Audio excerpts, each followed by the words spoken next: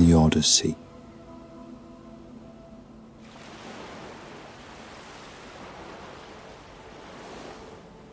The house had been dying for 10 years. You could smell it from the road below the citadel, where the goat tracks came up through the olive terraces, and the salt wind off the strait carried the news of every cooking fire on the hill. There were too many fires now. The hall of Odysseus burned through its wood piles faster than any house had a right to, and a stranger walking up from the harbour at dusk might have thought a small army was wintering there, or that some great lord kept open table in the old generous fashion. He would have been wrong on both counts. There was no lord. The men eating their way through the larders were not soldiers, and the welcome they enjoyed was a thing they had taken, never a thing they had been given. They called themselves suitors. The word had grown teeth in the saying of it.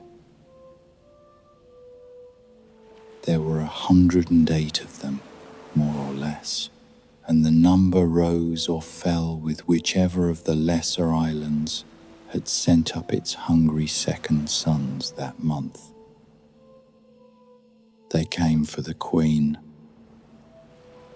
The queen was a widow, or near enough to one that the difference had become a technicality kept alive by a single stubborn woman. And a widow of the right kind was a doorway. Marry her, and you married the rock of Ithaca, the harbour that held the strait, the herds on the mainland shore, the name men still spoke with a lowering of the voice. None of them wanted Penelope. They wanted the chair she sat beside, and they were content to eat her dead husband's kingdom down to the bone while they waited for her to admit he was never coming home. So they did. Each day they killed her pigs and her goats and the long-horned cattle bred on the mainland for 4 generations. Each day the wine that old Laertes had laid down in his strong years came up from the cellars and spilled out across a floor that no one scrubbed anymore. The serving women learned which of the men to avoid in the dark passages and which ones it was safer to lie still for. Some of them stopped avoiding any of it at all, because a girl who took a powerful man's favour ate better than a girl who kept her honour in a house where honour had stopped buying bread. The minstrel sang because they made him sing. The old hound by the gate had not been brushed or fed in so long that the lice had stripped the hair from his haunches. And he lay in the cattle dung and the spilled barley and waited, with the terrible patience of animals, for a master who did not come. This was the kingdom. This was what 20 years had made of it. Up in the high chamber, away from the noise, Penelope worked at her loom by lamplight, and what she did there was the last war still being fought in that house. She had told them she would choose. That was the trap she had laid, 3 years gone, and she had lived inside it ever since. She had told them, with her eyes lowered and her voice pitched to sound like a woman finally bending, that it would shame her before every woman of the islands to let her husband's father go into the ground without a proper shroud. What kind of bride could she be? What luck would she carry to a new husband if old Laertes lay rotting in a winding sheet she had been too busy with her wedding to weave? Let her finish the shroud, she said. Let her do this one last duty to the house that had taken her in as a girl. Then she would name a man. They agreed. It sounded like surrender, and men who are certain they have already won will grant a small thing to feel generous. So by day she wove. She sat in the high chamber with her women around her and worked the great web back and forth, the shuttle flying, the pattern climbing under her hands. Fine work, the finest, a shroud fit for the father of a king. The suitors watched it lengthen. They were pleased. The thing was nearly done. And every night, when the house had drunk itself stupid and the lamps burned low, she locked the chamber door and picked it apart. She knelt over her own day's labor and found the threads with her fingers in the half-dark and drew them out one by one, unmaking the pattern until the web was exactly as long as it had been that morning, and her hands had cramped into claws and her knees had gone numb against the cold floor. Then she slept a little. Then the sun came up and she wove it again.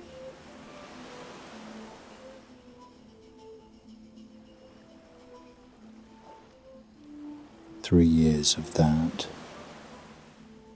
1,000 nights of making a thing in the daylight so that she might destroy it in the dark, because the one power left to her was the power to keep a promise from ever coming true. It had aged her in places no mirror could show. She did not weep where they could see.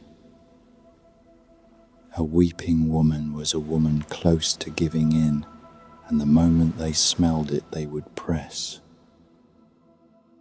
So she kept her face calm as the sea on a windless day, and she let them think what they liked. Her son did not have her gift for stillness. Telemachus was 20 years old, and he had spent every one of those years in a house full of men who treated him as a piece of furniture they would one day inherit along with the rest. He had been an infant at his mother's breast when his father sailed for the war in the East, too small to keep a single memory of the man's face. And so the father he owned was a father built of stories, the cleverest of all the kings, the one who took Troy when 10 years of stronger men had failed, the man the gods themselves stopped to hear. It is a hard thing to be the son of a story. A living father can disappoint you and forgive you and grow old and ordinary. A story stays perfect. You measure yourself against it every morning, and every morning you come up short. He walked through his own hall, and the suitors did not lift their eyes from their cups. That was the part that lived under his ribs like a splinter. They feasted at his table, in his seat, on his herds, and they did not fear him enough to look up. He was a boy to them, a problem for some later year, and there was no hurry, because boys grow into the shape of the world that raises them, and the world raising Telemachus had taught him, slowly and thoroughly, that he could do nothing at all. He had thought about killing them. He thought about it as a starving man thinks about a feast behind a locked door. There were 100 of them and one of him, and the moment he drew a blade in that hall, he would be a corpse cooling on the rushes before his mother heard the noise. Then there would be no one left between Penelope and the men who wanted her. The kingdom would be carved up, the old hound would die in the dirt, and the story of the house of Odysseus would end as most stories end. It would simply stop being told. So he did not draw the blade. He carried the wanting instead, and it soured in him, and he was becoming the kind of young man whose anger has nowhere to go, and so turns inward and eats him from the center out.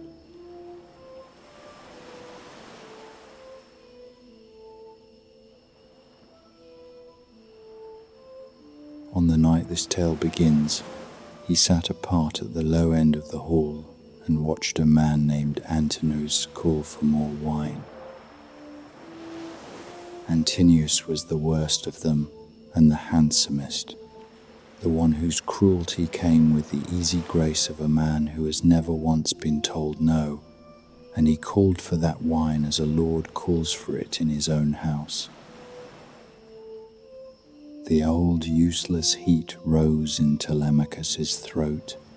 He looked toward the door, as he always looked toward the door, and he let himself think the one thought he had carried since he was small and had never spoken aloud to a living soul.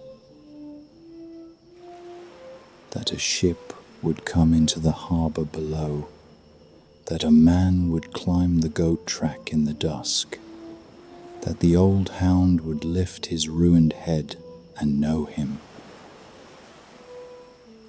It was a child's hope, and he was ashamed of it, and he could not kill it however hard he tried.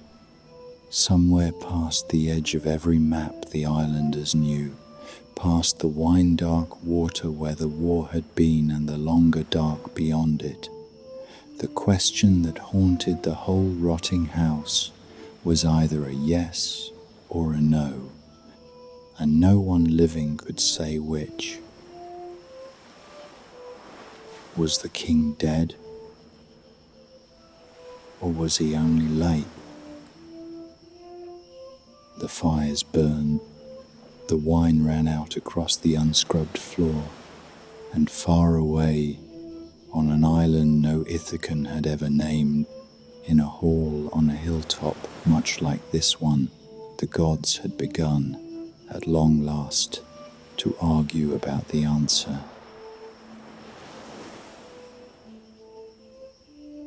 Far from Ithaca, on the high seat above the clouds, where the immortals kept their long quarrels, the matter of Odysseus came up again over the wine. Athena would not let it rest. She had carried the grievance in her chest for 10 years and more, and she chose her moment well, when her father was easy with food and the rest of them were half listening. She reminded them of the man marooned at the edge of the world, kept on an island by a goddess who loved him and would not free him, a king with a wife and a son, and a whole country going to rot for the want of him, while the gods, who owed him a kindness, forgot his name. Her father heard her out.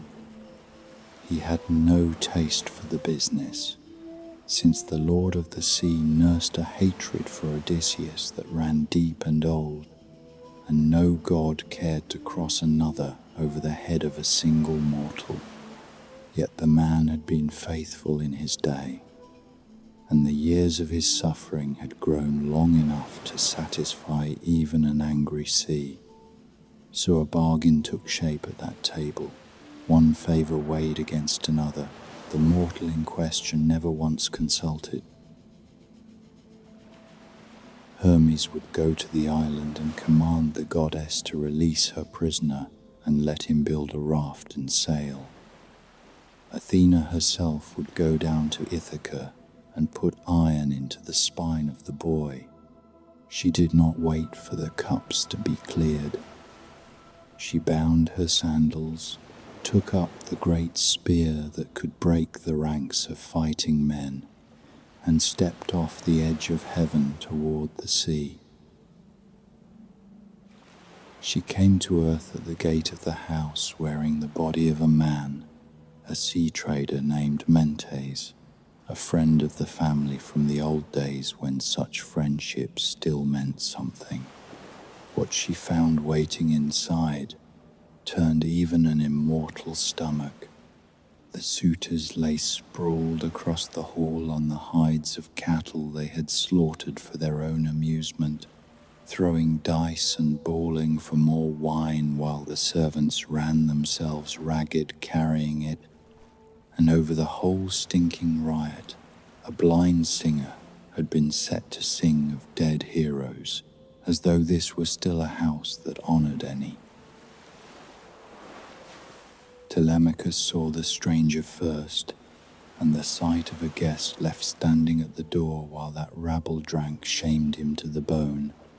He crossed the hall quickly, took the visitor by the right hand, lifted the spear, and stood it in the rack beside the spears of a man who had not come home to claim them, and he led the stranger to a chair set apart from the noise, where the two of them might hear each other speak. Food was brought, and water for the hands, and the courtesies a good house owed a guest were paid in full, even in a house gone to ruin. Only when the visitor had eaten did the boy lean close and speak low, so the drinkers would not catch the shape of his shame.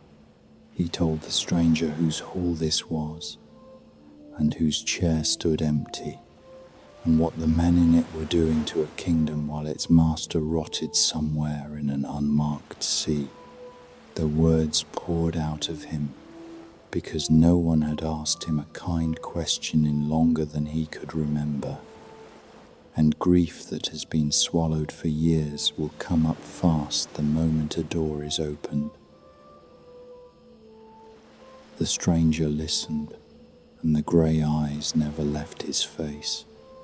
When the boy had finished, the visitor spoke of having known Odysseus, of ties between their houses older than the war, and then said the thing that stopped the breath in the young man's throat.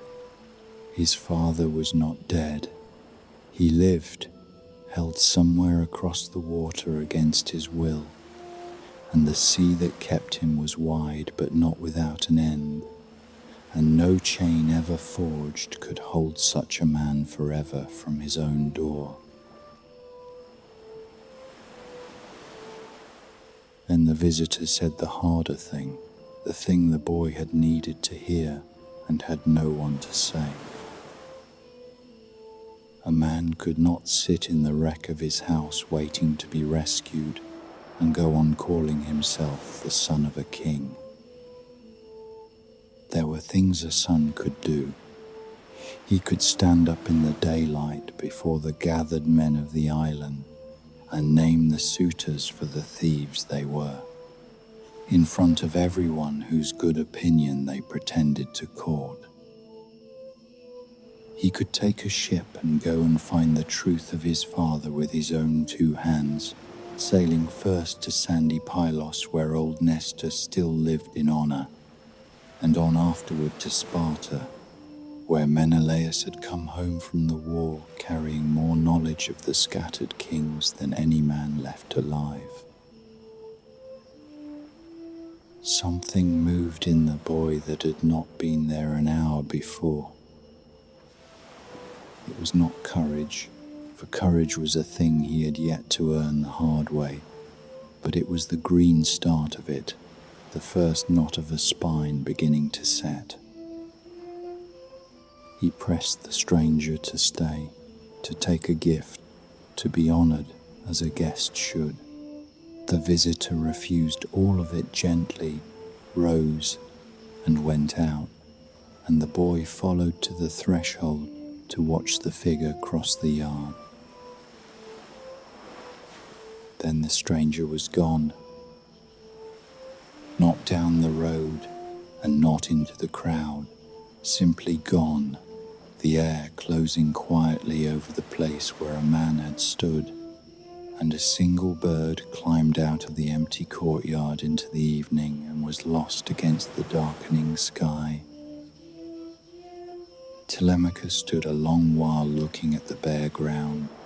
He understood then what manner of guest had sat at his table, and the understanding burned the last of the doubt out of him.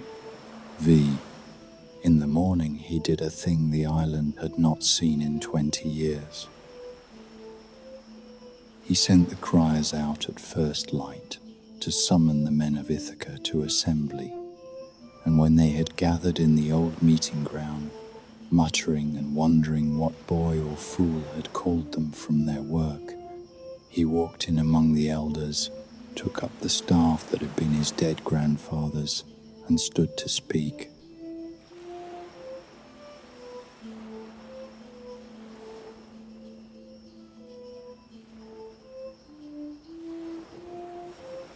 What came out of him was rough and shook in places, yet it was true, and truth spoken aloud in a public place carries a weight that private grumbling never has. He laid it all before them, the 100 men who had fastened on his house and would not be shaken loose, the herds butchered, the cellars drained, his mother besieged beneath her own roof, and not one man on the island his father had ruled so gently willing to lift a hand against it. He asked them whether they felt no shame. He asked what they imagined his father would do to every one of them if he came back through that gate tomorrow and saw what they had allowed. Antinous answered, and there was no shame in him at all. He turned the blame onto Penelope, onto her years of holding the suitors off with promises she never meant to keep, onto the trick of the unravelled shroud that they had only lately uncovered, and he told the boy to send his mother home to her own father to be married off as the old man saw fit. Until she chose a husband, the men would eat in that hall every day, and the boy could learn to live with it. The assembly studied their own feet. Not one of them rose, because Antinous and his friends came from the strongest houses on every island near, and a man who made enemies of them tended to wake and find his barns alight. So the gathering came to nothing, which the suitors had known it would, and they went back to the hall laughing, to drink the day away. But the boy had not spoken to win the crowd. He had spoken to draw the line, to set down before gods and men exactly where he stood, and that much he had done. That night, with the help of the stranger who now wore the steady face of an old family servant named Mentor, he had a fast ship made ready in secret, water and barley carried down to the shore in the dark, and a crew of willing young men of the island gathered at the oars. He told his mother nothing, for she would have wept and begged him to stay, and he had only just found the hardness to go. They put out from Ithaca under the first stars with a wind the goddess herself had sent down to them, and the dark water hissed along the hull through the whole of that night. The boy, who had never once in his life left the island, sat in the stern and watched the only home he knew sink slowly behind the black line of the sea, and he found that he did not weep, and the discovery surprised him.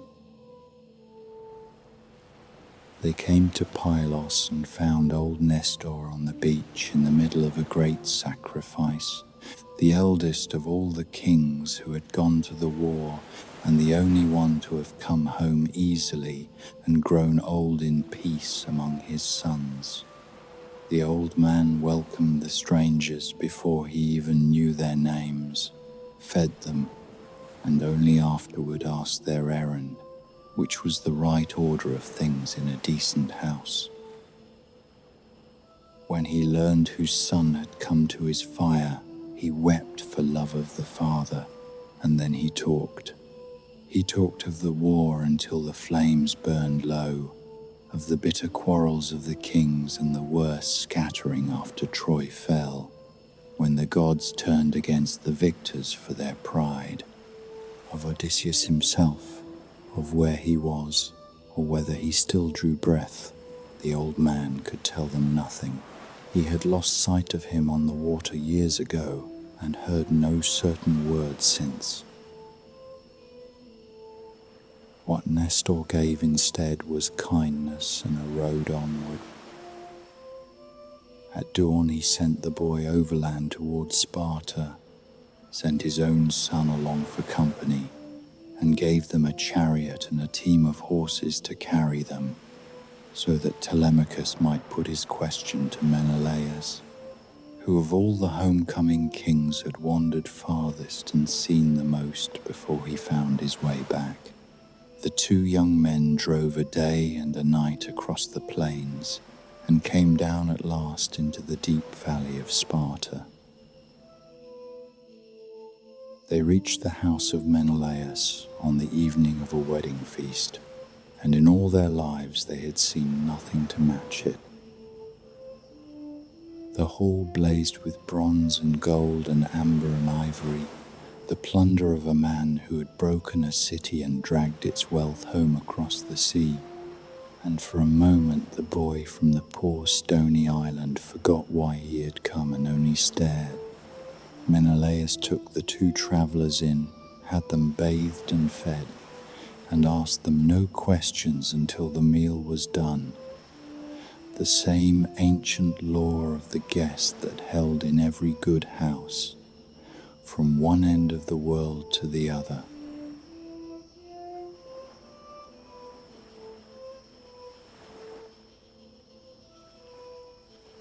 But grief sat at that rich table beside the gold.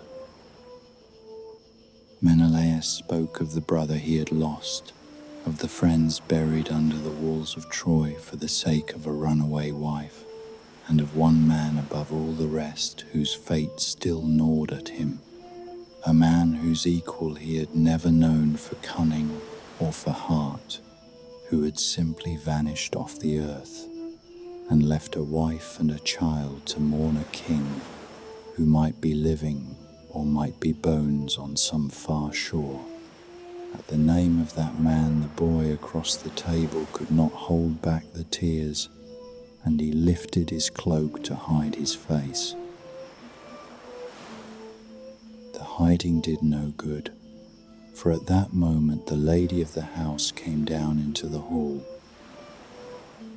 Helen came, the most beautiful woman the world had ever made, and the most ruinous, the face that 1,000 ships had carried into war, and that 10 years of dead men had paid for, older now and no less lovely, and her beauty had become a kind of wound she carried into every room, a thing the whole table had silently agreed never to name.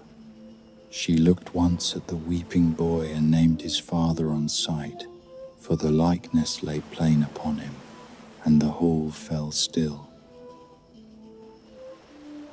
What followed was the very thing the boy had crossed the sea to find. Menelaus told them how, becalmed and starving on his own long road home, he had ambushed an old god of the sea on a bright Egyptian beach, and held the shifting creature fast through every shape it tried, until it surrendered the truth it had been hiding. From that ancient and unwilling mouth he had learned the fates of the men who sailed from Troy, who had drowned, and who had been cut down crossing their own thresholds. and he had learned of Odysseus too. The god had seen him, he lived.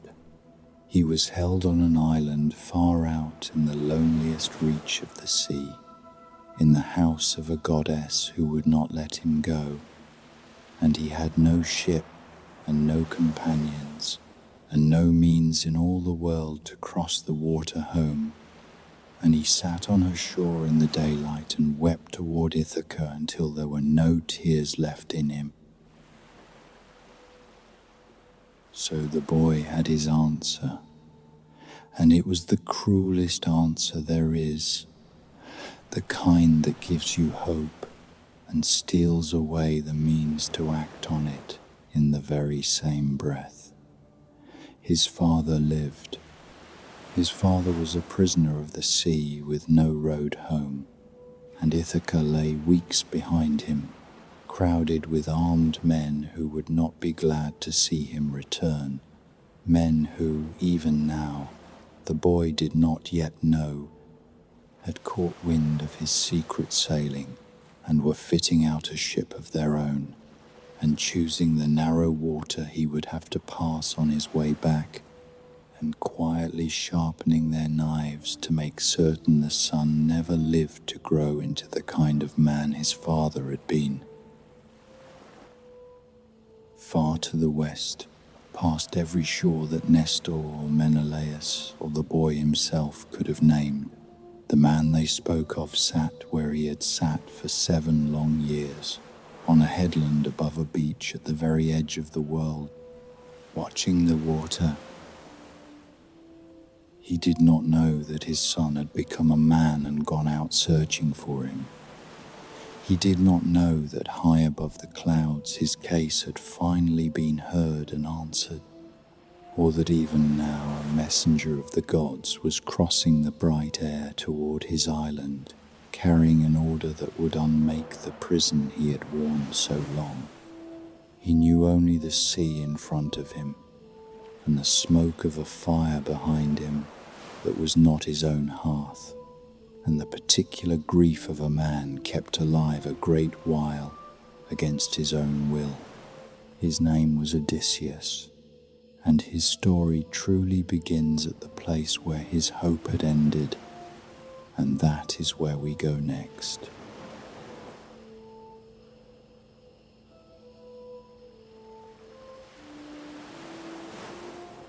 At the far western edge of the water, past the last of the islands that any trader had ever named, lay a green place that no map remembered.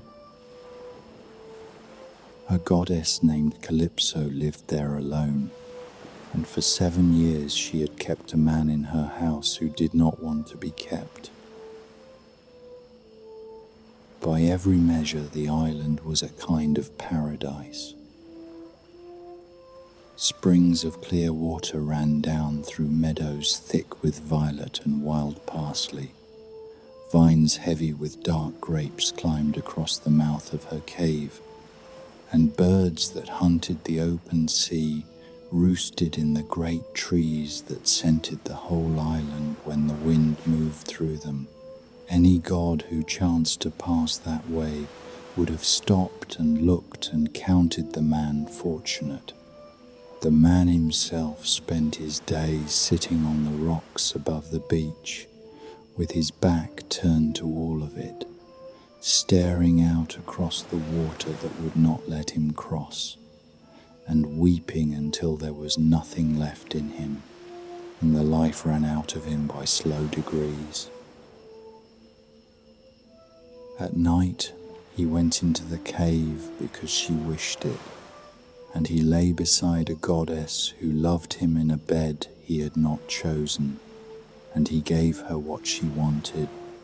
For a mortal who refuses an immortal learns quickly how little his refusal weighs. She was kind to him in her own fashion. She fed him food fit for the gods, and sang in a voice no living woman could match. And more than once she offered him a thing no man before him had ever been offered. She would make him deathless. She would draw the age out of him and the death that waited at the end of his road, and keep him young forever on her island, her companion until the last of the stars burned out.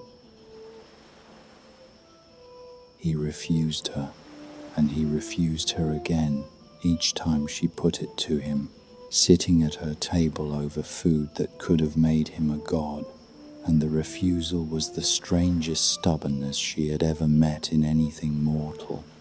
He did not want to live forever. He wanted to grow old and die in a poor, stony country at the other end of the world, beside a wife who was aging already and would be well into her years before he ever reached her, if he reached her at all. The goddess could not make sense of it. She would never age and never end, and her beauty was past any describing. And even so, he turned all of it aside for the memory of one mortal woman and a house on a rock. Into this long stalemate, on a bright morning, came a messenger from the gods.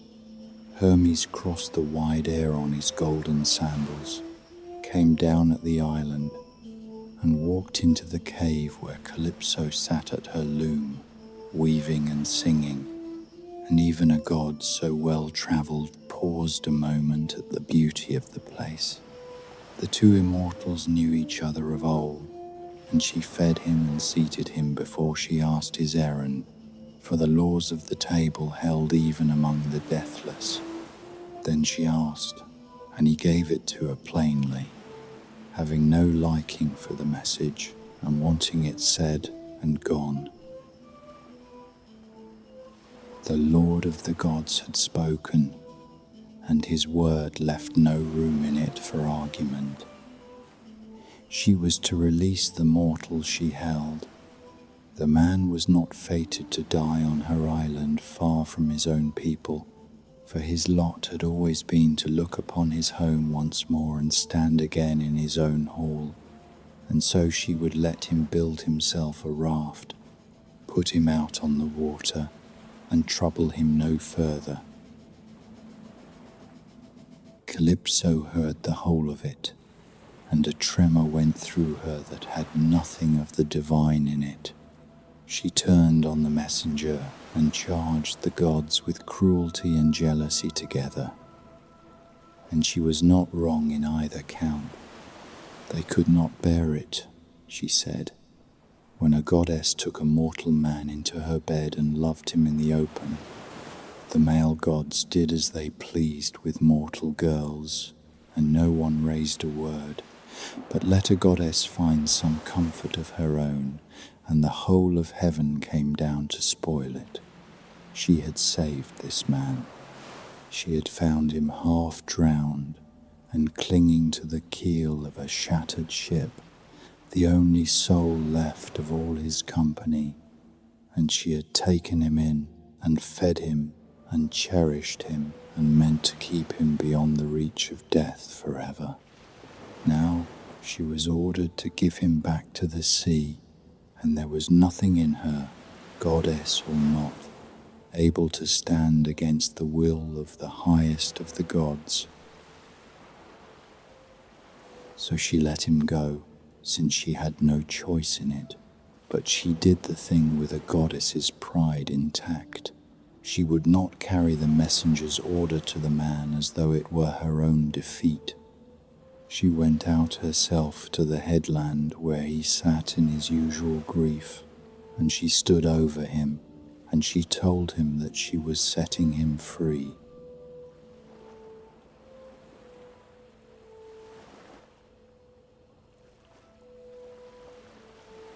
He did not believe her at first.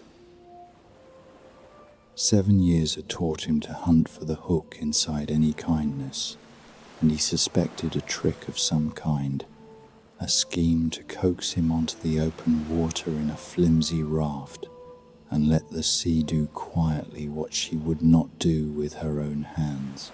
He made her swear to it. He would not lay a single timber, he said, until she swore the great binding oath of the gods that she intended him no harm, and after a moment, half amused and half wounded, she swore it, and only then did he begin to trust her. That last evening she tried once more. Over the meal she asked whether he truly grasped what he was choosing, whether he understood that the woman he was killing himself to reach could not begin to match her, a goddess in face or in form, and that the road home would cost him more suffering than he could yet imagine. He answered her with care, being a man who knew the danger in wounding the proud. He granted all of it. His wife was mortal and would fade and die, and Calypso was deathless and lovely beyond any comparison. And still, every day of his life, he ached for home and for the day of his return. If a god wished to break him on the water again, he would bear that as well. He had borne a great deal already, and one more sorrow could find its place among the rest. In the morning she gave him a great axe fitted to his hands and an adze besides, and she led him to a stand of tall trees at the edge of the island, where the timber had long since seasoned dry. He felled 20 of them and trimmed them and squared them true, bored the holes and fitted the joints and pinned them fast, laid a deck and raised a mast and hung a sail the goddess wove for him, and he made the whole craft broad and deep and strong, big enough to carry a load of cargo across open water. It took him 4 days.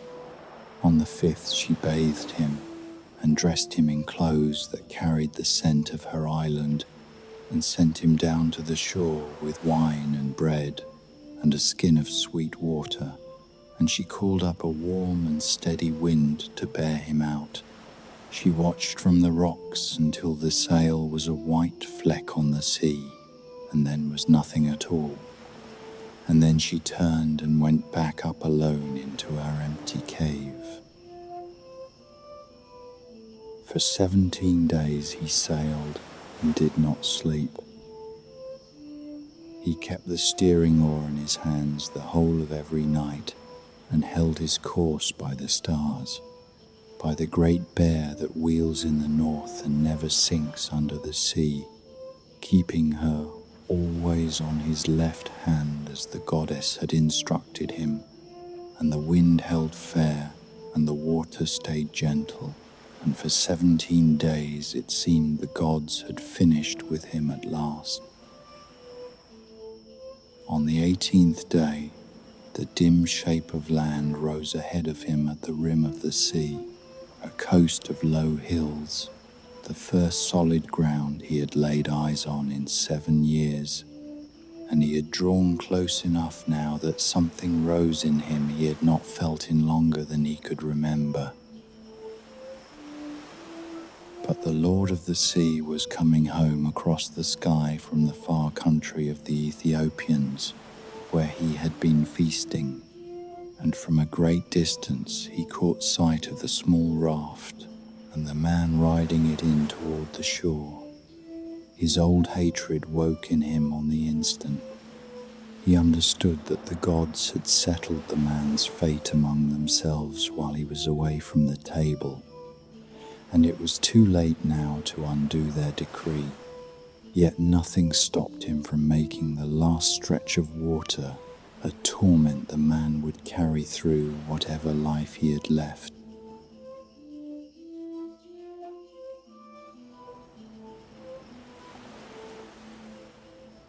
He took up his great trident, gathered the clouds, and stirred the whole sea up from its floor with a single stroke.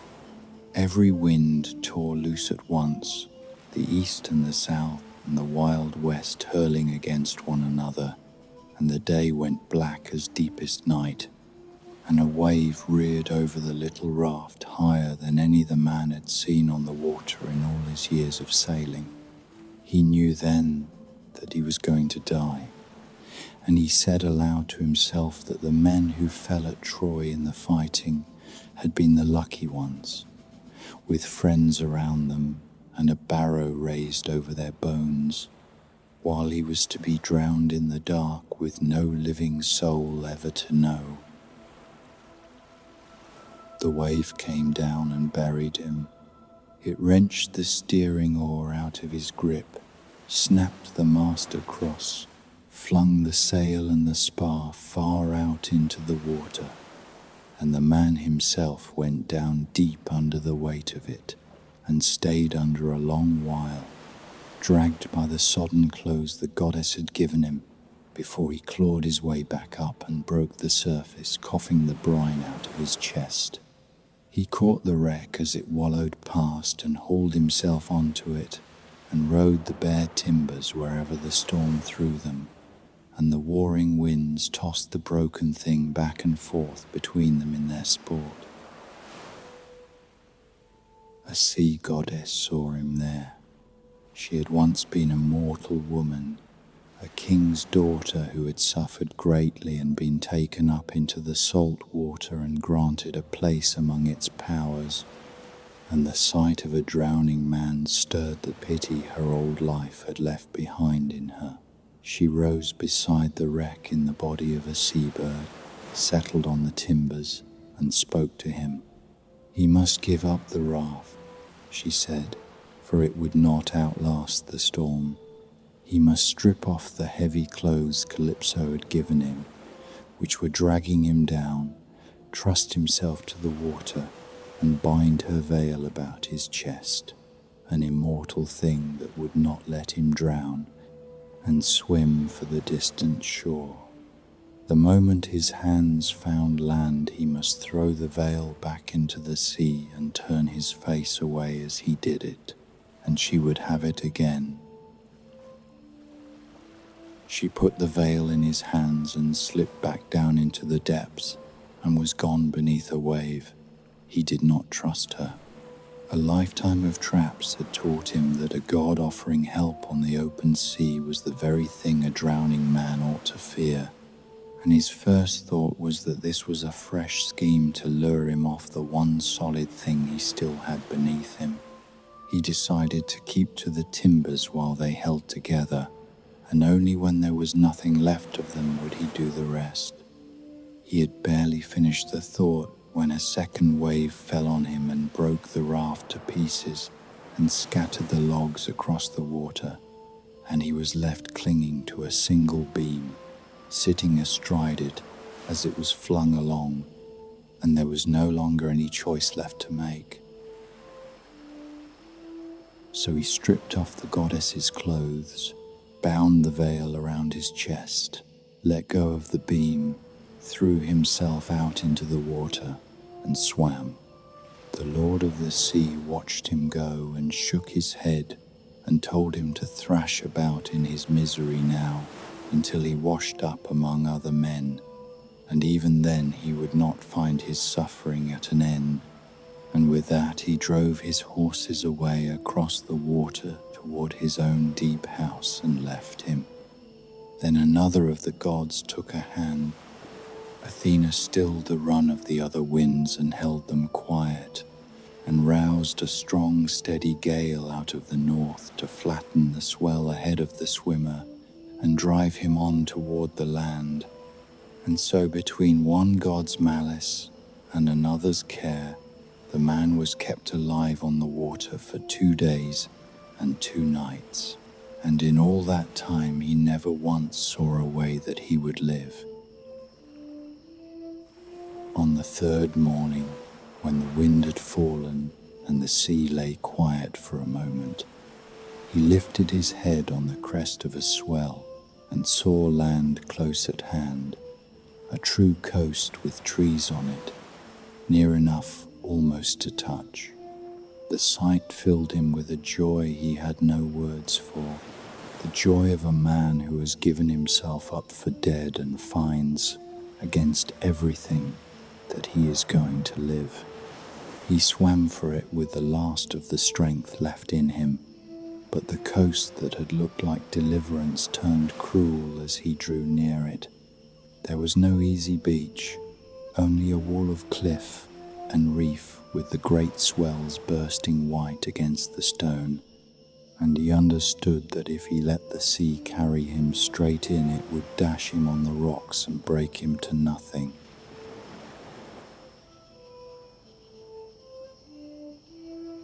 He trod water beyond the surf and made himself think, even now, even worn past the edge of reason, for thinking had always been the thing that saved him when his strength could not.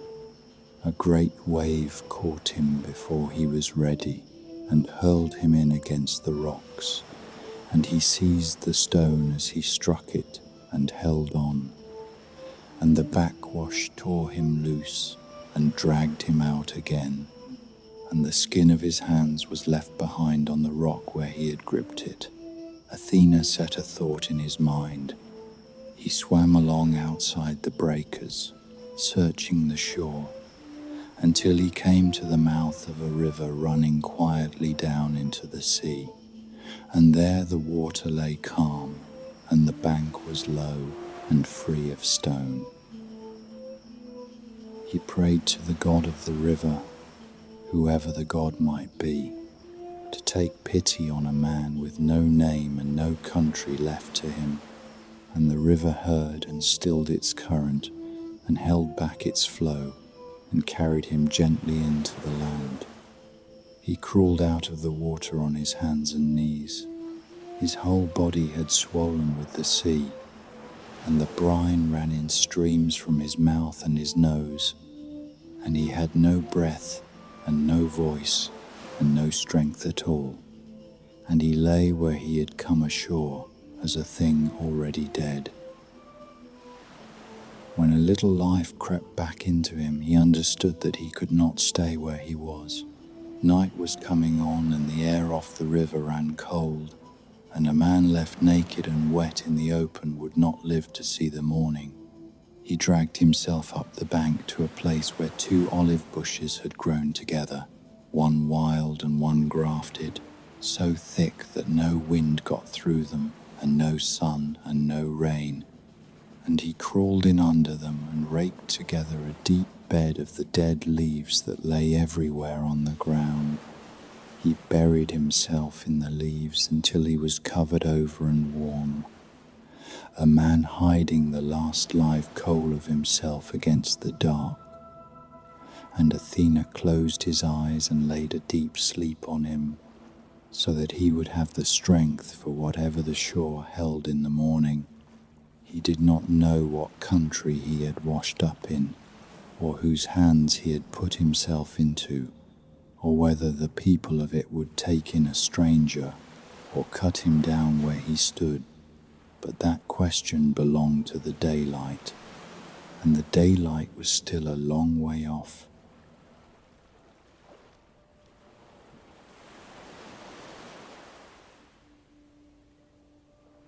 While the man lay buried in his bed of leaves, Athena went up into the town that stood on the hill above the harbour, into the palace of the king who ruled there, and to the room where the king's young daughter slept.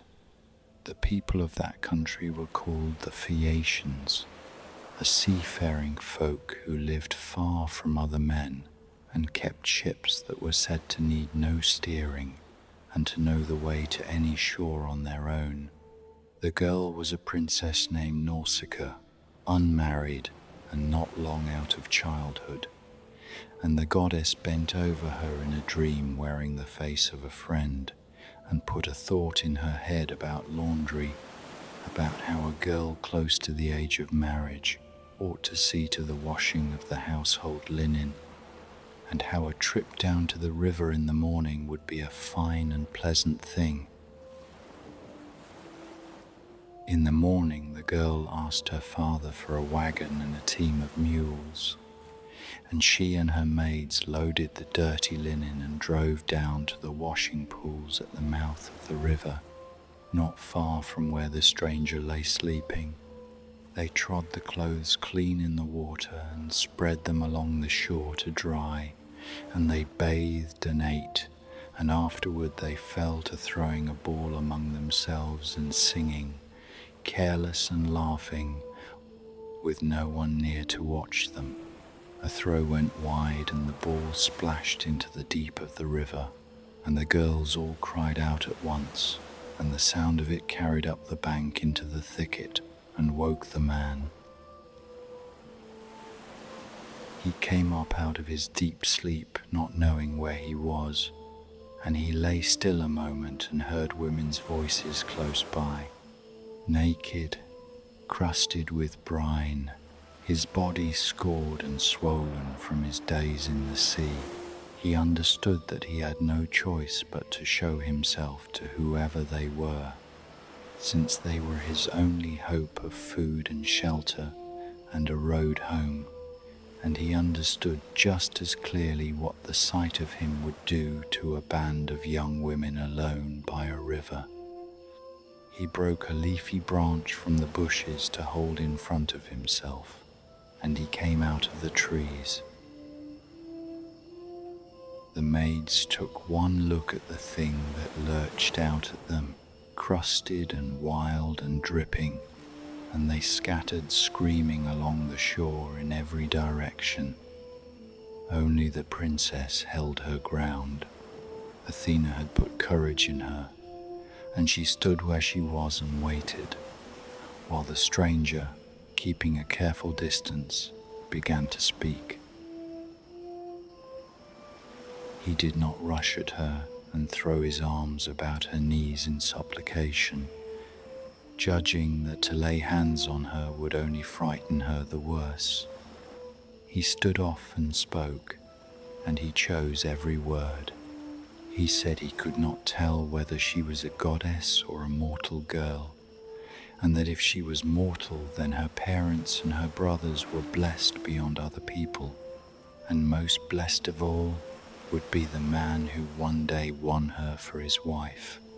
He said he had been many days at the mercy of the sea and was cast up on this shore knowing not a soul, and he begged her, as the one person who had not run from him, for a rag to cover himself and the road to the nearest town. The words were well chosen, and they reached her. She answered that he seemed neither a fool nor a wicked man, and that strangers and beggars came under the protection of the gods, and a gift to such people, however small, was a gift well given. She called her frightened maids back and shamed them for running, and she had them set food and drink before him and bring him oil and clothing, and she sent him off down the bank to wash himself out of their sight. He scrubbed the salt and the filth of the sea off his body, and worked the oil into his cracked skin, and put on the clothes they had brought. And Athena laid a change over him, making him taller to the eye, and his shoulders broader, and his hair come curling thick and dark about his head, so that when he walked back up the bank and sat apart on the sand, the princess hardly knew him for the same wretch. She said low to her maids that a moment ago she had thought him hideous, and now he seemed almost one of the gods, and that she could wish for a husband of his kind, but she said it only to them and not to him.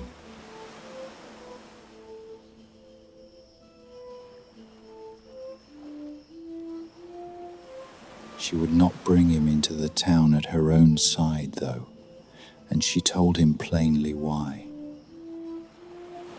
The Phaeacians were a proud people and quick to gossip, and if the rough men of the harbour saw their princess walking home beside a tall stranger, they would say things about her she did not care to have said.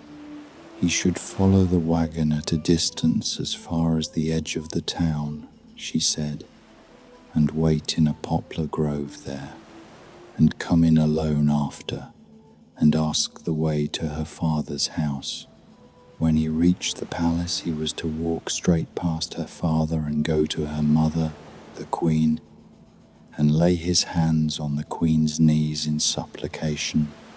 For if the queen looked kindly on him, then his passage home was as good as won, whatever any man in that hall might think of it. He did exactly as she said. He waited in the grove until the time was right, and then he went into the town through the dusk with the goddess wrapping him in a mist so that no one stopped or questioned him.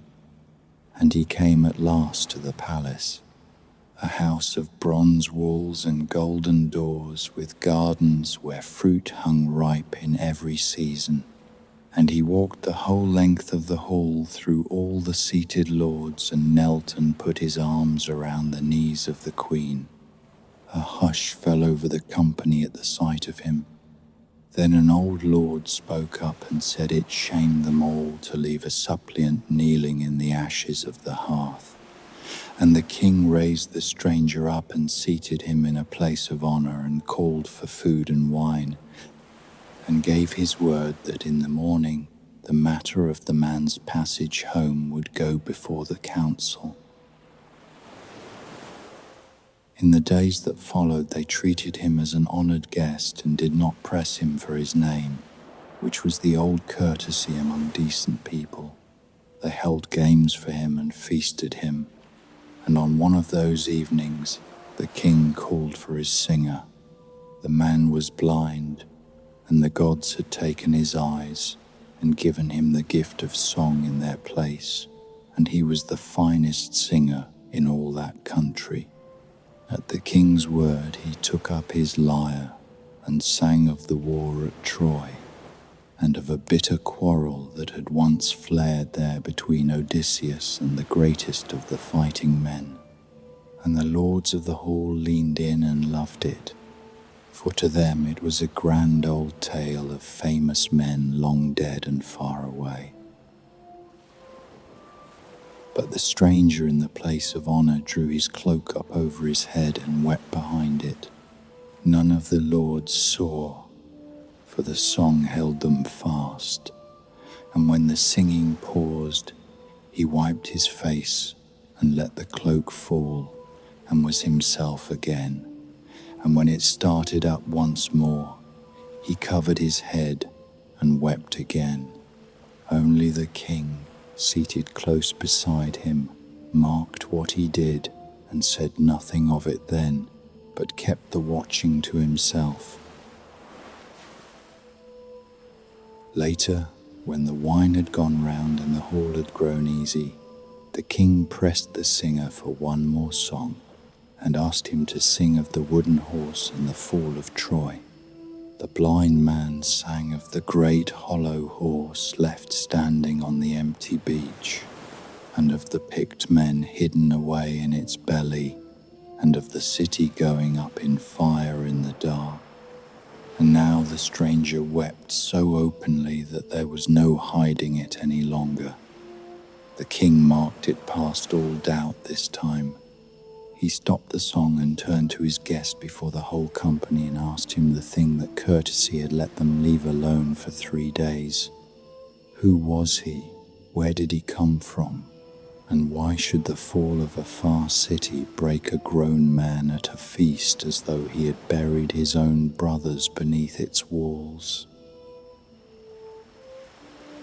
For a moment, the stranger sat with the question hanging over him. Then he drew his hand down over his face and lifted his head and gave them the answer they had waited for. He was Odysseus, son of Laertes, the man whose tricks were spoken of wherever men told stories, and his home was the island of Ithaca, and he had been trying to reach it for 10 long years. The name went round the hall in a murmur, for every one of them had heard it, and now the man who had broken Troy sat eating bread at their table. They begged him for the whole of it, and he did not refuse them. He set down his cup and began at the beginning, with the day the war ended and the ships turned for home. And he told them everything that had happened to him in the 10 years since the towers of Troy came down.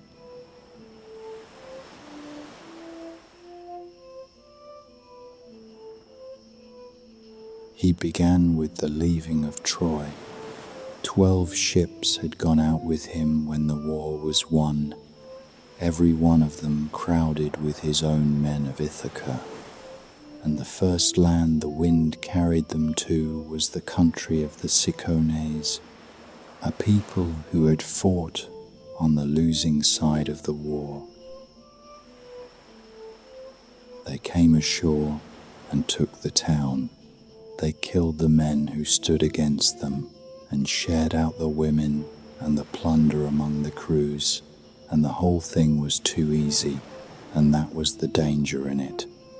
Odysseus told his men to take what they had won and be back at the ships before the day was out, but they would not hear him.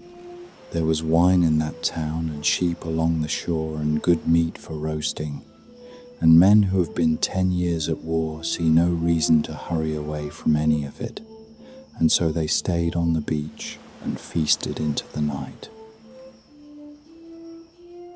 While they feasted, the townsmen who had fled went inland to their kinsmen, harder fighters who lived up in the hills and were many, and these came down at first light in their hundreds. The fighting went against the Ithacans all that morning, and by the time they cut their way back to the ships and shoved off from the shore, they had left 6 men dead from every single crew. They put out grieving for the dead and counted it the worst day they had known, having no way yet to measure it against what was still ahead of them. A storm caught them as they rounded the last cape of the charted world and drove them south for 9 days over open water, far past any coast that a single man among them could name. On the 10th day they raised a low green shore and put in for water, and Odysseus sent 3 men inland to learn what people lived there. The 3 did not come back. He went after them and found them sitting among a mild and friendly people who had given them a fruit to eat, the fruit of the lotus, and not one of the 3 had any wish to leave. Whoever ate that fruit lost all desire for anything beyond it. He forgot his home and his people and the long road he had been traveling, and he wanted only to stay among the lotus eaters and eat and forget, and he wept when he was forced away from it. Odysseus dragged the 3 men back to the ships by main force, lashed them down under the rowing benches, and let no one else go near the stuff, and he gave the word to pull hard for open water before the country could swallow any more of his crew. The next land they found was a wild and lonely country that belonged to the Cyclopes, a race of giants who knew nothing of farming or of ships or of law, who sowed no crops and held no councils, and lived each one apart in his own cave on the mountainside, caring nothing for his neighbors and nothing for the gods. The Ithacans landed first on a wooded island just offshore, thick with wild goats, and they hunted and ate well, and across a narrow strait they could see the smoke of the giants' fires and hear their deep voices and the bleating of their flocks. In the morning Odysseus took his own ship and crew across the strait, for he wanted to see for himself what manner of creatures these were, and whether they would offer a stranger the gifts that a host owes a guest. He chose out 12 of his best men to climb up with him and left the others to mind the ship. And he carried along a goat skin of dark, strong wine that a priest had once given him, wine so powerful that a man cut it with 20 parts of water before he drank, and he brought it on an instinct he could not have named. They They came to a great cave near the shore, hung about with laurel, with pens of lambs and kids outside and racks of drying cheese within and pails standing full of milk and whey, and the giant who owned it was away with his flock. The men wanted to snatch the cheeses and drive off some of the lambs and run for the ship while the cave stood empty. Odysseus would not allow it. He meant to see the owner and take a gift from his hand, and that wanting cost him more than he could have guessed. The giant came home at evening, driving his flock before him, a thing the size of a mountain crag with a single great eye set in the middle of his forehead, and he flung down a load of firewood with a crash that sent the Ithacans scrambling into the dark corners of the cave. He drove the ewes inside to be milked and left the rams in the yard, and then he lifted a boulder so huge that 20 wagons could not have dragged it and set it in the mouth of the cave to seal the entrance. There was no moving that stone by any strength the men had. They were shut inside with him, and they knew it, and they pressed back against the walls and watched him in the light of his fire.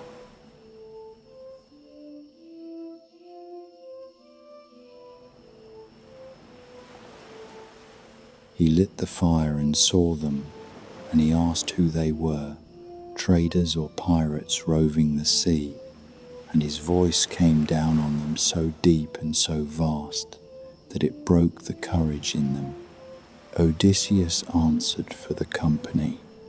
He said they were Greeks driven off course on the way home from the war at Troy, and he asked, in the proper words, for the welcome that Zeus grants to strangers and suppliants the world over.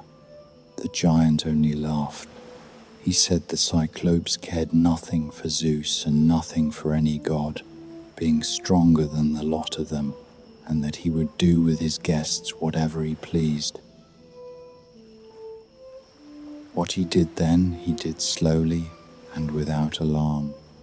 He reached out and caught up 2 of the men by the feet and dashed their heads against the floor until the brains ran out on the stone, and he tore them limb from limb and ate them raw, flesh and bone together, while the rest looked on and wept and prayed and could do nothing at all. Then he drank down a great mass of milk and stretched out among his sheep and slept. Odysseus' first thought was to draw his sword and drive it into the sleeping giant's chest, and his hand was on the hilt before a second thought stopped it. If he killed the giant, they would die regardless, sealed in behind a stone that no 12 men could shift, and they would starve in the dark beside the corpse. So he held his hand and waited out the night and turned the problem over, and by morning he had the shape of a plan. In the morning the giant breakfasted on 2 more of the men in the same fashion, then rolled the stone back, drove his flock out, and rolled it shut again behind him, sealing the rest of them in, and went off up the mountain after his sheep without a care. Alone in the cave, Odysseus set to work. A great green staff of olive wood lay by the pens, the size of a ship's mast, and he cut a length from it and had his men sharpen one end to a point and harden the point in the embers, and they hid it away under the muck on the floor. They drew lots for who would help him drive it home, and the lots gave him the 4 men he would have chosen himself. That evening the giant brought his flock in, closed the cave, and ate 2 more of the company for his supper. When he had done, Odysseus came forward with a bowl of the dark wine and offered it to him, telling him to wash down his meal of human flesh. The giant drank, and the wine was stronger and sweeter than anything that had ever passed his lips, and he called for more. And Odysseus filled the bowl a second time and a third, and the strong unwatered wine went up into the giant's head and made him easy. He asked the stranger his name and promised him a gift in return for the drink. Odysseus told him his name was Nobody, that this was what his mother and father and all his friends had always called him, Nobody, and the giant grinned and named his gift. He would eat nobody last of all the company, after the rest were gone, and that, he said, was the gift a guest could look to get from him. Then the wine took him all the way under, and he rolled over onto his side in a dead drunken sleep, his head lolling, bringing up wine and gobbets of the men he had eaten. Odysseus drove the stake deep into the embers until the green wood glowed and was on the point of catching, and then he and his 4 men lifted it and rammed the burning point straight into the giant's single eye and threw their weight on it and turned it like a drill, and the eye hissed and burst around the wood, and the giant woke with a scream, wrenched the stake out, hurled it away, and clawed at his ruined face, blind now and roaring loud enough to shake the mountain.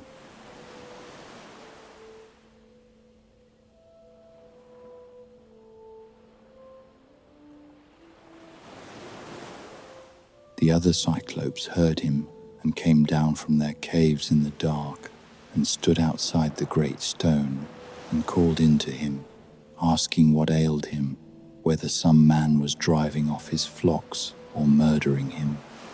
And the blinded giant shouted back the very answer the trick had been built to draw out of him. "Nobody," he cried, "nobody is killing me. Nobody is murdering me by cunning and not by force." The giants outside heard that and grumbled that if nobody was harming him, then the pain must be sent from the gods, and there was nothing they could do about it. And they told him to pray to his father, and they went back to their beds and left him to his agony. Inside, Odysseus laughed quietly to himself to see how cleanly the name and the plan had taken them all. But they were still shut in the cave. The giant heaved the stone away from the entrance and sat himself down in the gap with his arms spread wide, groping to catch any man who tried to slip out among the sheep, certain the stranger was too simple to get past him. Odysseus was not too simple. He took the big, thick rams, the best of the flock, and bound them together in threes with twigs of willow, and beneath the belly of each middle ram he tied one of his men, buried in the deep wool, and for himself he chose the greatest ram of all and gripped the fleece underneath it and hung there facing up. When the dawn came and the flock crowded out to pasture, the giant ran his hands over the back of every animal that passed and felt nothing beneath them, and so one by one his prisoners rode out between his fingers and were free of the cave. They drove the rams down to the ship, got them aboard, and pulled away from that shore as hard as the oars could carry them, and they had got clean away. If Odysseus had held his tongue, they would have stayed away. But once they were a little out from the land, he could not stop himself, and he stood up and shouted back across the water, jeering at the giant, telling him this was the price for eating men who had come to his cave as guests. The giant heard where the voice came from, tore the brow off a hill, and flung it out to sea. It fell just ahead of the ship and threw up a wave that carried the whole vessel back in toward the land, and the men hauled at the oars in a frenzy to drag clear of the shore again, and they begged their captain to hold his peace before the next throw drowned them all. He would not. The pride was up in him now, and he had to make the giant know whose hand had done this to him. And so he called out his own name across the water, his true name, that it was Odysseus, sacker of cities, son of Laertes, whose home was Ithaca, who had put out his eye. That was the thing the giant had been waiting to hear. He lifted his blind face to the sky and called on his father, for he was a son of the Lord of the sea, and he prayed with his whole ruined heart that Odysseus, son of Laertes, might never come home to Ithaca, or, if he was fated to come home, if the gods had already written that he must, then let him come late and come broken. Let him come with every one of his men dead behind him. Let him come on a stranger's ship, and let him find his own house full of grief and trouble when he got there. The Lord of the sea heard his son, and he granted the prayer, word for word. They rowed on to the island where the rest of the fleet lay waiting, and they divided the giant's sheep among the crews, and they made their sacrifice and feasted that night, and mourned the men left dead in the cave, telling it now to the hushed hall of the Phaeacians. Odysseus did not pretend he had not earned what followed. He had blinded the giant by his wits, and saved most of his crew by his wits, and then thrown the whole of it away for the joy of hearing his own name spoken in fear. And the sea had been set against him from that day to the one that washed him up on their shore. There was a great deal left to tell, and the worst of it was still to come, and the hall leaned closer to hear.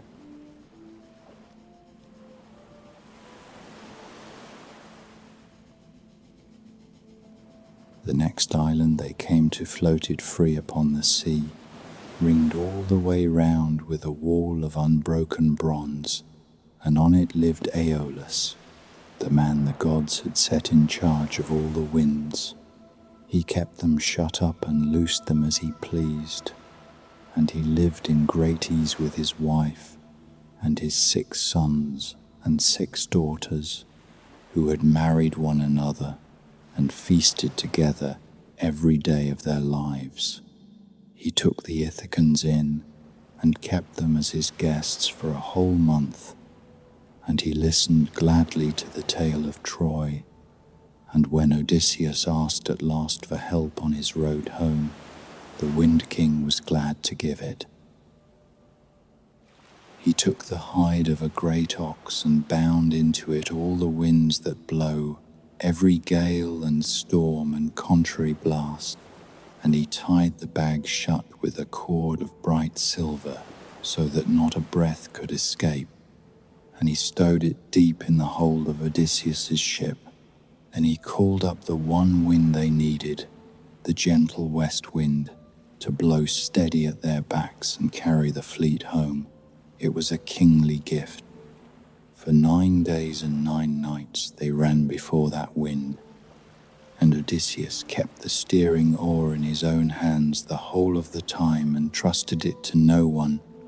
And on the 10th day the hills of Ithaca came up out of the sea ahead of them. They were so close that they could see men moving on the shore tending their fires. With home in plain sight, Odysseus did the one human thing he had held off for 10 days. He had not slept once in all that time, and now, sure the danger was behind them, he let his eyes fall closed and dropped into a deep sleep at the steering oar. While he slept, The crew began to talk among themselves. They had watched their captain guard, that ox, hide bag the whole voyage and let no man near it. And they had worked themselves into the belief that it was stuffed with gold and silver, treasure the Wind King had given him as a parting gift, riches he meant to keep for himself while they came home to Ithaca with empty hands as they had left it. 10 years of resentment had been gathering in them, and now it broke loose. One of them said they ought to see for themselves what was in the bag before they made port, and the others were quick to agree, and they loosed the silver cord. Every wind that Aeolus had bound came shrieking out of the bag at once. The blast caught the ships and flung them back out to sea, away from the land, and the storm howled over them while Ithaca shrank and vanished behind the waves. Odysseus woke to find his home gone and his ship driven before a gale, and for a moment he thought of going over the side and ending it there in the water. He did not. He covered his head instead and lay still and let himself be carried, enduring, since a living man might yet find a way out, and a drowned one never could. The winds drove them all the way back to the floating island they had left behind, and they landed, and Odysseus climbed up to the bronze hall again to beg the Wind King for a second gift. But Aeolus would not hear of it. When he understood that the fleet had thrown his help away and come crawling back, he ordered Odysseus out of his house and told him to be gone, that he would give no aid to a man so plainly hated by the gods. There was nothing to be said against it. A man the immortals had set themselves against was a man no one cared to stand beside, and the doors of the bronze hall shut, and the Ithacans put back out to sea with no wind at all to help them. Now they had to row, and they rowed for 6 days and 6 nights without a breath of wind to spare their arms, and the labor of it broke something in them that the storms had not. On the 7th day they came to a strange harbor, a deep still pool almost wholly enclosed by tall cliffs, with a narrow mouth between 2 headlands and no swell at all inside it. It had the look of the safest anchorage in the world. One by one the other captains brought their ships in through the narrow mouth and moored them close together in the calm water. Odysseus did not.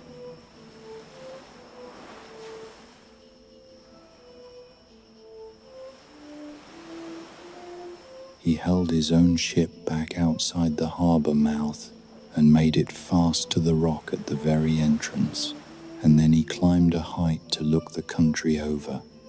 There was no smoke of farms and no ploughed land, only a track running down out of the hills, and he sent 3 men up it to learn who lived there. They met a girl drawing water at a spring, a giant of a girl, friendly enough, who told them her father was king of the place and pointed them toward his house. They went, and inside they found the queen, a creature of monstrous size, and the sight of her froze them where they stood. She bellowed for her husband, and he came, and he wanted no talk and no guest gift from them. He seized one of the 3 men to make his meal of on the spot, and the other 2 turned and ran for their lives back down toward the harbor. The king raised the cry as he came after them, and the Laestrygonians poured out of the hills, thousands of them, giants every one, and they lined the cliffs above that enclosed harbor where the ships lay penned in the still water with nowhere to go. What followed was butchery and not battle. The giants tore boulders loose from the cliffs, and rained them down on the trapped ships, smashing the hulls and the men inside them together. And where a man surfaced and tried to swim, they ran him through with their spears and strung him up to carry home and eat. There was no fighting back and no way to flee, for the harbour that had looked so safe was a stone trap with a single narrow door. 11 ships died in that pool with all their crews, and the screaming carried out across the water to the one ship still waiting at the mouth. Odysseus did not wait to see the end of it. He drew his sword and cut through the cable that held his ship to the rock and shouted to his crew to row for their lives. And they threw themselves at the oars in terror and shot out away from that murderous coast and did not slacken until the cliffs and the screaming were far behind them. His was the only ship of all the 12 that had sailed from Troy to come away from that harbour. The rest were gone, with every man aboard them, in the span of a single morning. They rode on heavy with grief, mourning the friends they had lost and glad in spite of themselves to be drawing breath. And after a time they came to another island, ran the ship up onto its beach, and lay there 2 days and 2 nights, worn down to nothing. They did not know whose island it was, nor that it belonged to a goddess, the most dangerous creature Odysseus would meet in all his wandering, a place where he would lose more men and more time than anywhere on earth, save the country of the dead itself. That was the next thing he had to tell, and the whole of the Phaeacians waited in silence to hear it.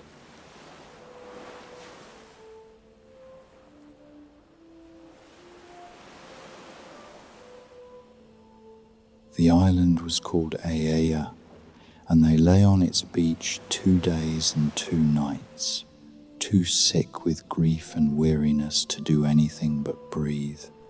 On the 3rd morning, Odysseus took his spear and climbed a rocky height to see what kind of place they had washed up in, and from the top he saw that the whole of it was forest, and in the middle of the forest, rising up through the trees, a thin column of smoke.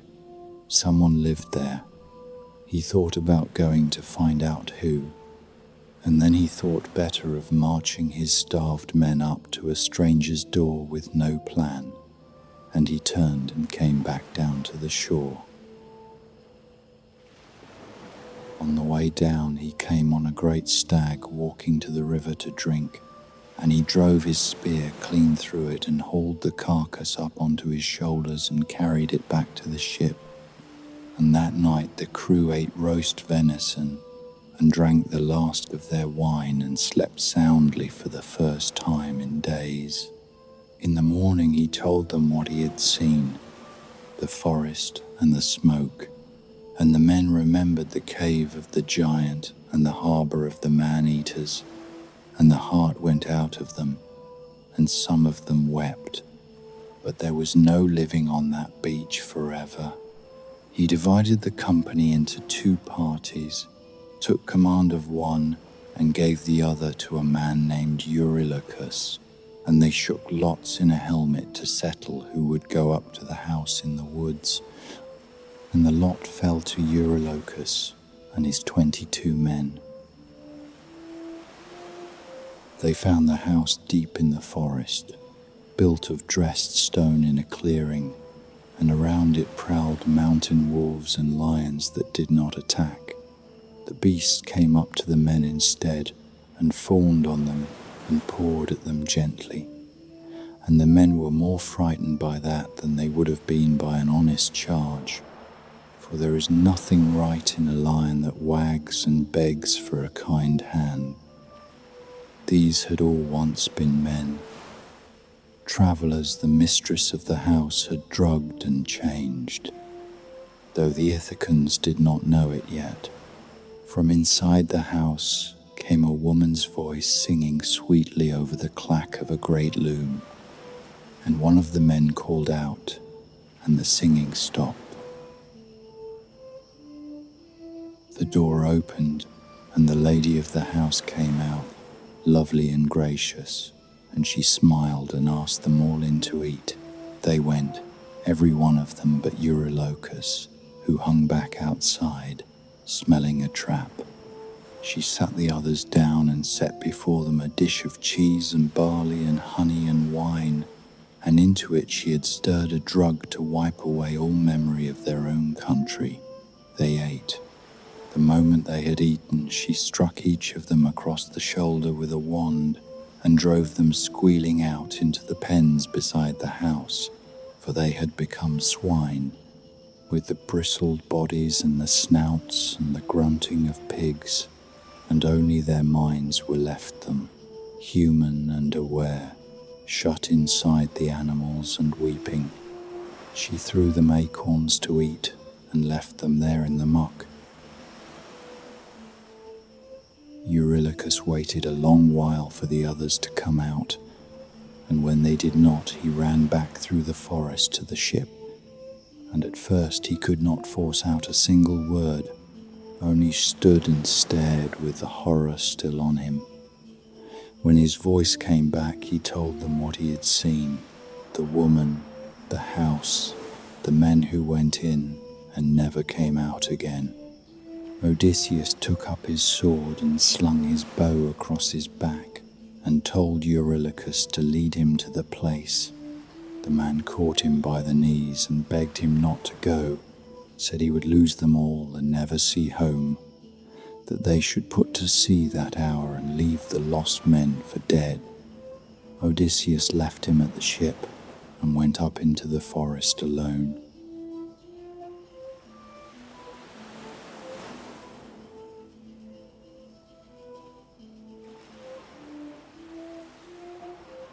On the path through the woods, a young man met him, beautiful, with the first soft down of a beard, and it was the god Hermes in disguise, come to help him.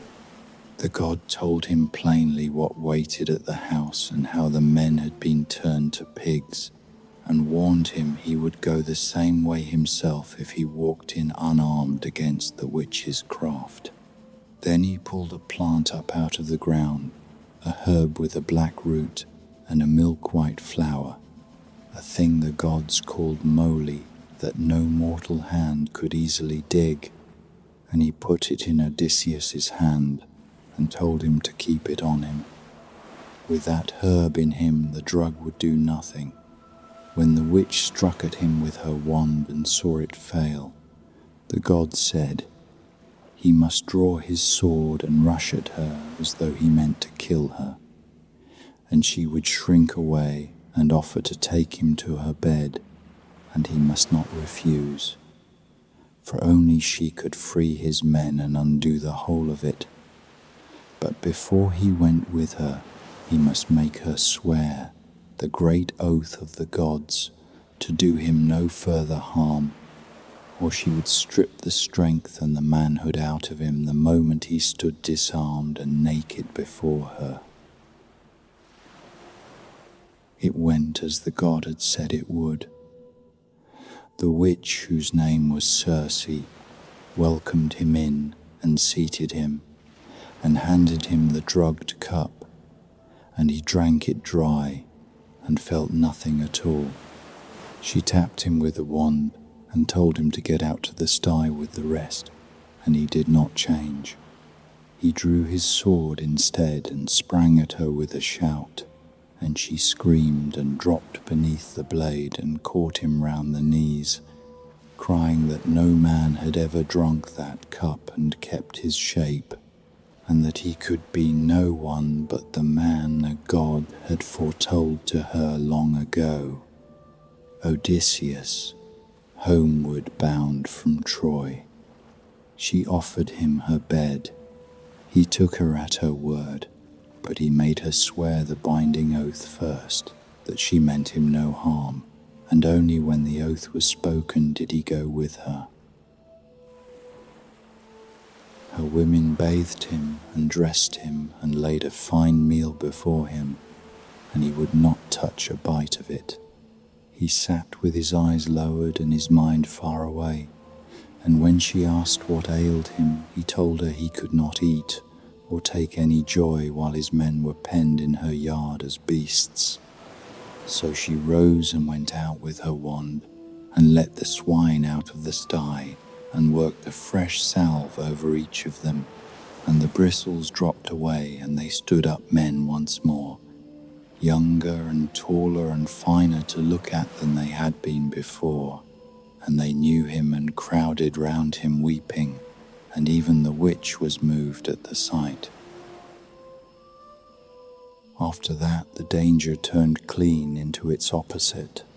Circe proved as fine a host as she had been a deadly one, and she had Odysseus bring the rest of the crew up from the shore, over the protests of Eurylochus, who alone still feared her, and she kept them all in comfort in her house in the forest. There was meat without end, and sweet wine and soft beds, and the men who had been starved and hunted and bereaved sank down into the ease of it and lost all wish to leave. A full year slipped by in that house. They ate and drank and forgot, and the island held them as surely as the lotus had held the three men long before. And in the end it was the crew themselves who had to take Odysseus aside and remind him that there was such a place as home, and that they had once meant to reach it. He went to Circe and asked her to keep her word and send them on their way. She did not refuse him, but what she said next drove the blood out of his face.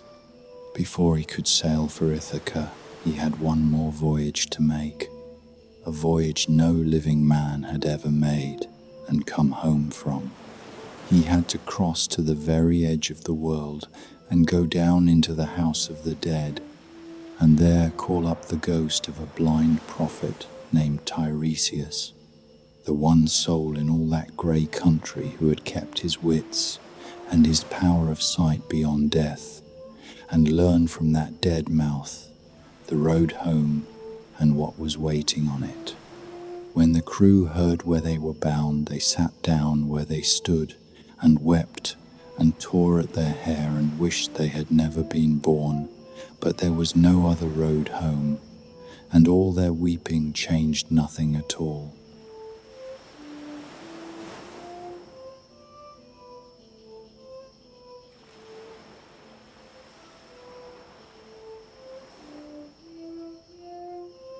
Before they could sail, there was a death, and it came in a foolish, ordinary way that made it harder to bear. The youngest of the crew was a man named Elpenor, no great fighter and no great thinker, who had drunk too much on the last night in Circe's house and gone up to sleep in the cool air on the flat roof. In the grey before dawn, hearing the others moving about below as they made ready, he started up all at once, forgot where he was, and stepped off the edge of the roof, and he fell and broke his neck, and his soul went down to the house of the dead. The others were so caught up in the work of leaving that not one of them marked that he was gone. Circe had told Odysseus the road, though he had not understood until now how dark a road it was.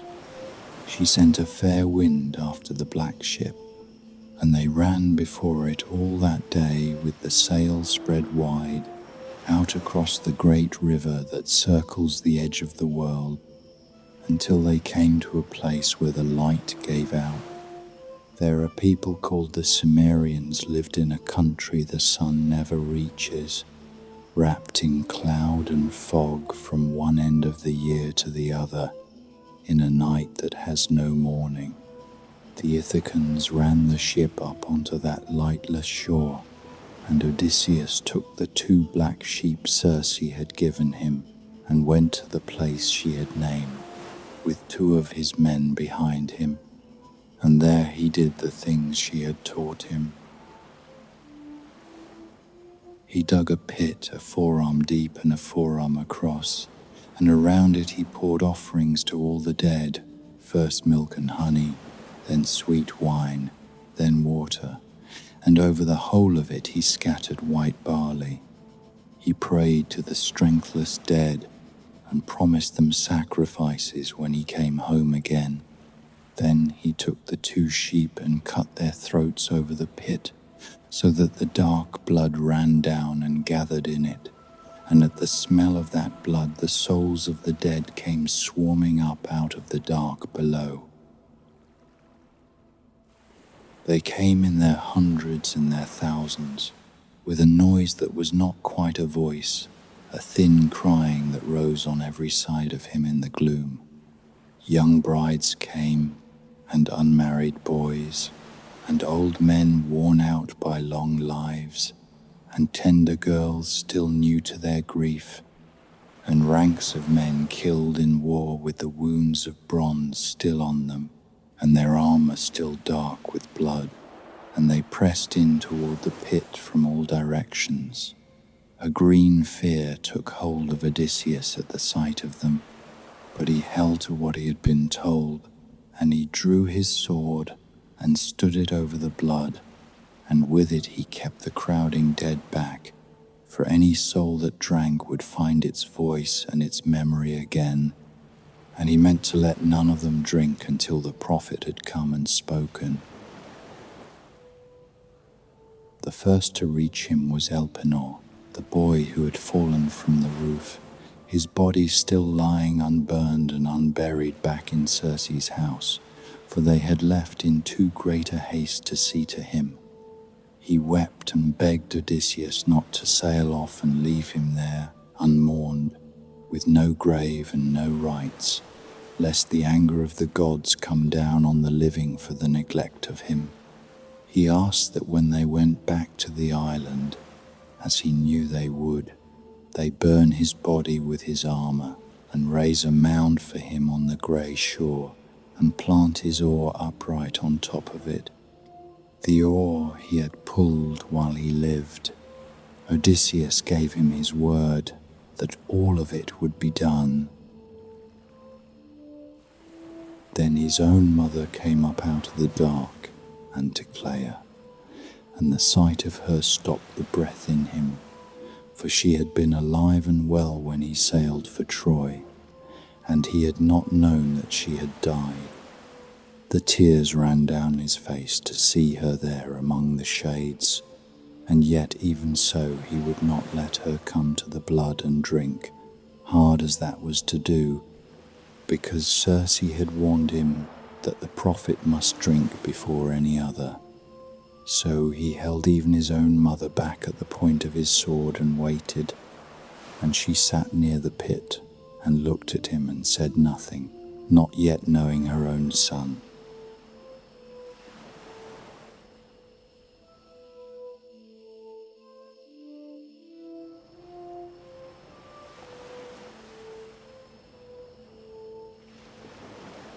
At last the shade of Tiresias came, holding a golden staff, the blind prophet who alone of all the dead still kept his understanding whole.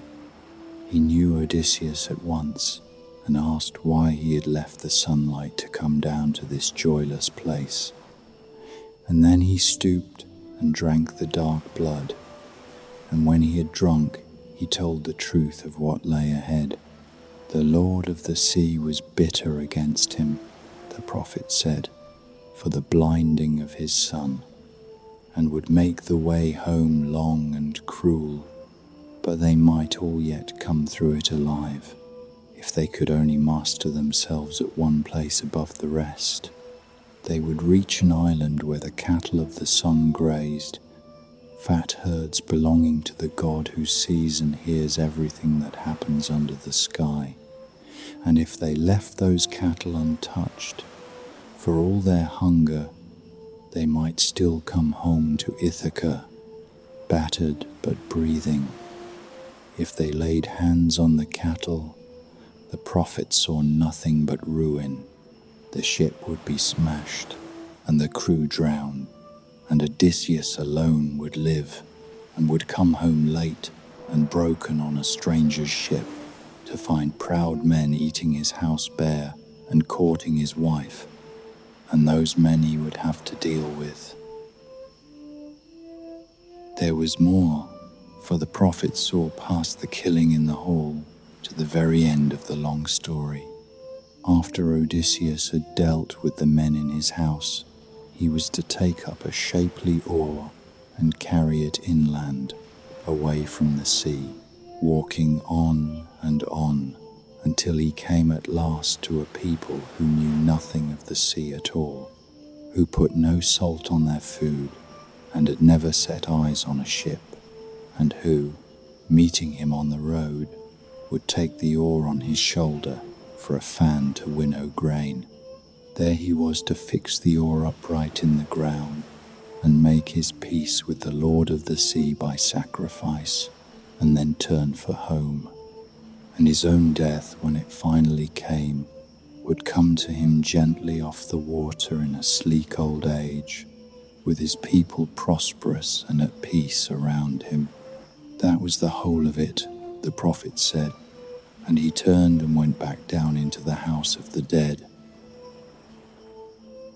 Now Odysseus let his mother come to the blood, and when she had drunk it, she knew him, and she wept and called him by his name, and asked how he, a living man, had found his way down into the dark. He asked her in turn how she had died, and whether his father still lived, and his wife and his son, and whether his place was being kept for him at home. She answered all of it. His wife Penelope was still in his house, she said, holding on and weeping through the long nights and the long days, her honor not yet broken. His son held the lands. His old father Laertes had left the town and gone out to live on the farm in his sorrow, sleeping in the ashes by the hearth through the winter and on the bare ground among the vines in summer, an old man dressed in rags and aching for his son to come home. And she herself had died of none of the sicknesses that carry people off. It was her grief for him, her long aching over the years that he did not return, that had loosened her grip on life and killed her. 3 times he reached out to gather her into his arms, and 3 times she passed straight through them and left him holding nothing, and his grief turned sharp and confused, and he asked her why she fled him, whether she was only some phantom the queen of the dead had sent to torment him. She told him the truth of the dead. This was no trick. It was only what becomes of everyone when the fire has eaten the body away, that the spirit comes loose and drifts off, and there is no longer anything of a person left to take hold of, nothing solid, only the shape of who they had been. She told him to carry the memory of all this back up into the light and tell it to his wife, and the speaking of it was a kind of goodbye. Many other souls came up to the blood and spoke with him, famous women of the old days and men he had fought beside.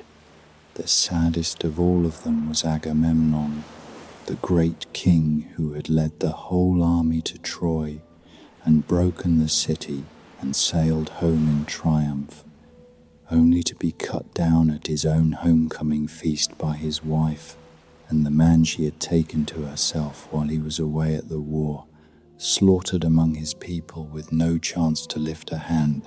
His ghost wept as he told it. He warned Odysseus to come home quietly and let no one know his ship had landed, to trust no welcome and no smiling face. Then he caught himself and allowed that Odysseus's own wife was wise and good and would never do such a thing. But even so, he said, Come home in secret, and let the homecoming be careful." He had not been careful, and he asked Odysseus to look where it had left him.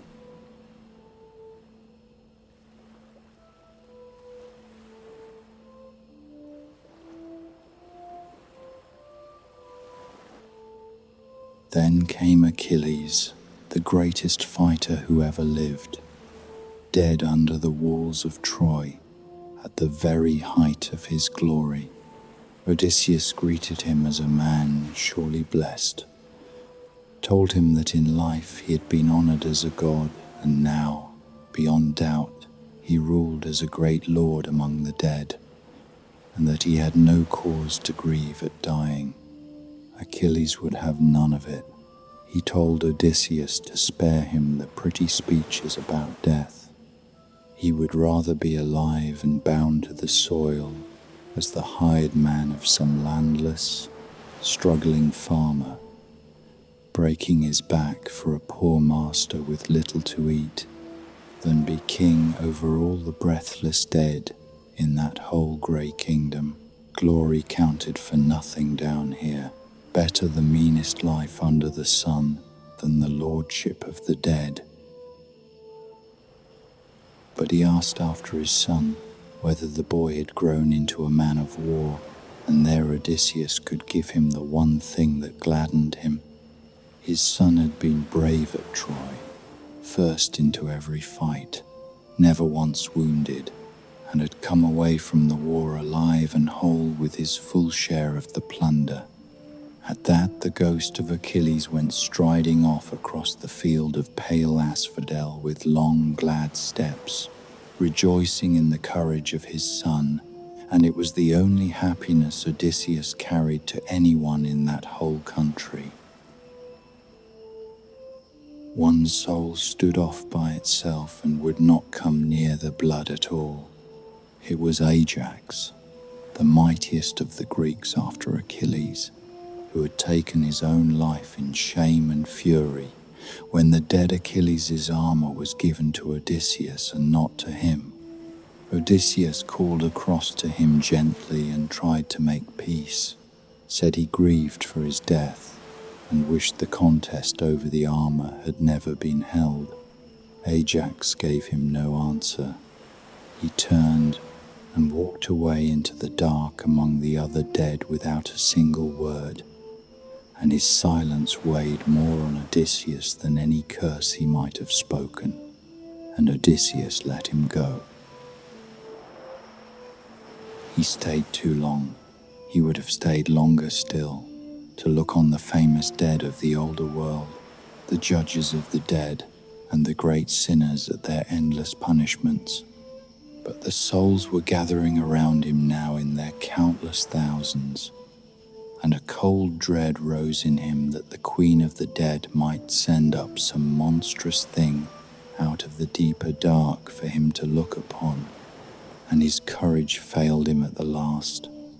He turned back to the ship and called his men aboard and told them to cast off, and they pushed out onto the great river and rowed, and then the current and a following wind took them up and bore them away, and the lightless country and its thin, endless crying fell behind them.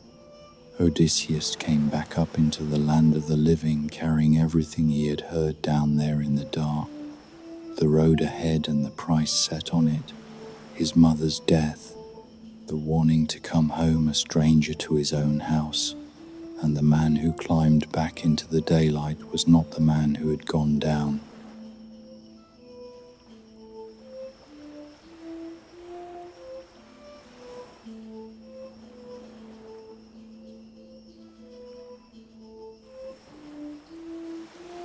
They sailed back to Circe's island at dawn, the same green country they had left, and the first thing they did on landing was keep the promise made in the dark.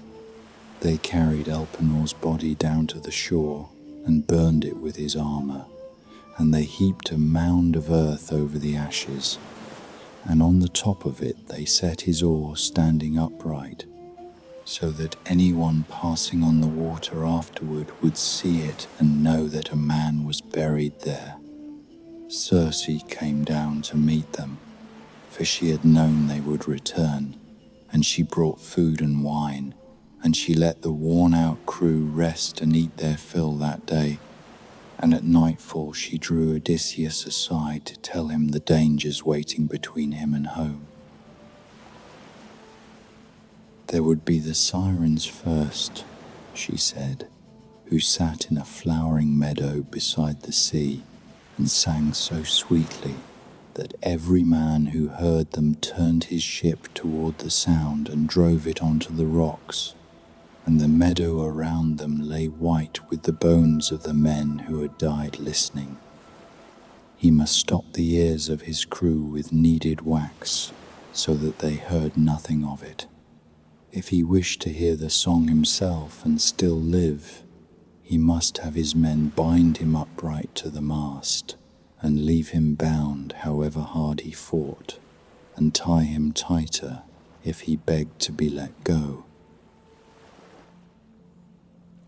After the sirens, the sea split into two roads, she told him, and both of them were deadly. One way ran between cliffs where a thing called Charybdis lived that sucked the whole sea down into itself 3 times a day and spat it up again, and no ship caught in that pull was ever saved. The other side of the same narrow channel rose in a sheer cliff with a cave high up in it, and in the cave lived Scylla, a monster with 6 long necks and 6 heads full of teeth, who reached down as ships passed below and plucked men off the decks, 6 at a stroke, 1 for every mouth. There was no fighting her, for she was deathless and could not be killed.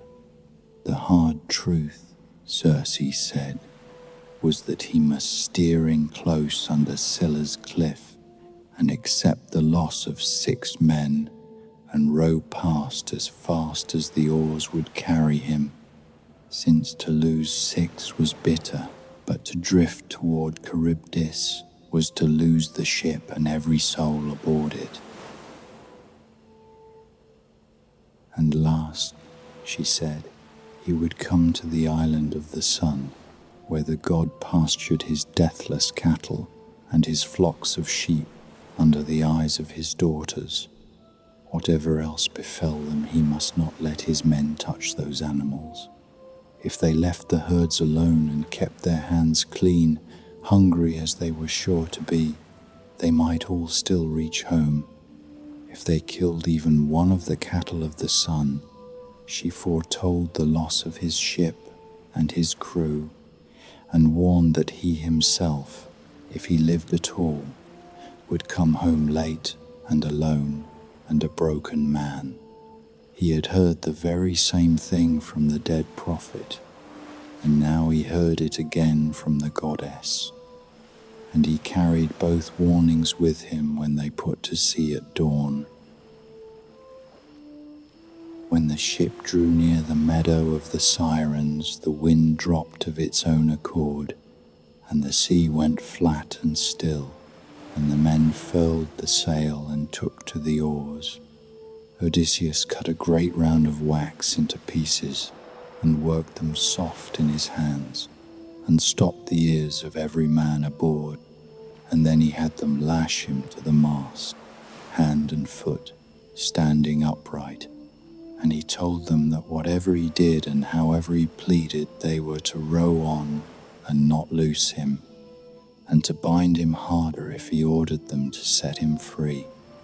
So they rowed, hearing nothing, and he stood bound and listening.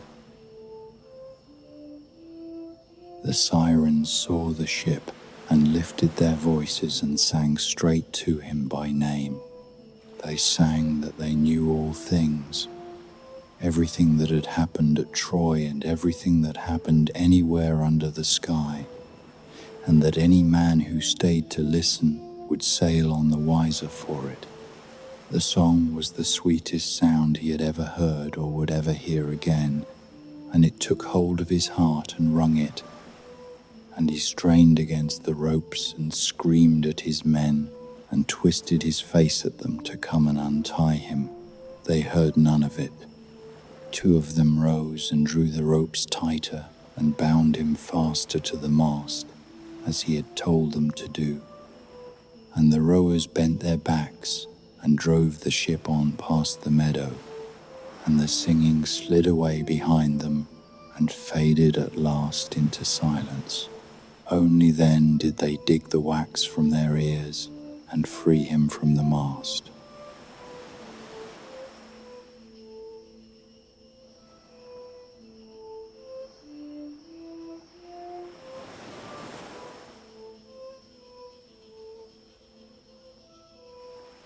They were not long out of the calm when they saw smoke and a great heaving surf ahead, and heard a roar of water, and the men were so frightened that the oars dropped from their hands.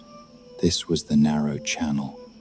On one side the sea boiled where Charybdis dragged it down, bearing black sand at the very bottom of the pit when she drank, and roaring as it went, a sound of something in torment. And Odysseus steered hard away from that side and held close under the cliff where Scylla waited. He had warned the crew about the whirlpool. He had said nothing at all to them about the monster overhead, for he knew that if they saw what was coming, they would let go the oars and cower down in the hull, and the ship would drift and be lost. And so he let them pull hard under the cliff, with no idea of what hung above them. He had put on his armor and stood watching the whirlpool and dreading it, and while every eye was fixed on Charybdis, Scylla struck from the other side. She reached down out of her cave and snatched 6 men off the deck in a single sweep, the 6 strongest hands on the ship, and hauled them up into the air, still writhing. Odysseus heard them screaming his name as they were lifted, and saw them held high against the cliff and dragged kicking toward her mouths, their arms stretched down toward him, and there was nothing he could do for them, and no way to bring the ship about, and he had to row on and leave them to her. Of all the terrible things he saw in all his years upon the water, he said, that was the most pitiful, his own men calling out to him by name while a monster fed on them, and he kept rowing. Past the strait, worn down and grieving, they came in sight of the island of the sun, and from far off across the water, Odysseus could already hear the lowing of the cattle and the bleating of the sheep in their pastures. The warnings of the dead prophet and of the goddess came back to him both at once, and he told the crew they must row straight on past this island and not set foot on it for any reason. But the men had had enough. Eurylochus spoke up against him in front of them all, and called it a cruel and pitiless thing to deny worn-out men a single night ashore to rest and cook and sleep on solid ground, said they were exhausted past bearing and the dark was coming on, and the sea grew dangerous at night. The whole crew took his side. Odysseus saw that he could not win it alone against the lot of them, and he gave way. But first he made every man swear a solemn oath that they would lay no hand on any cow or sheep they found on the island, and would eat only the food Circe had given them. They swore it, and they landed, and they camped beside a spring, and ate from their own stores and slept. In the night a storm came up, and by morning the wind was blowing hard out of the wrong quarter, and it did not stop. For a whole month the gale blew and pinned them on the island, and they could not put to sea against it.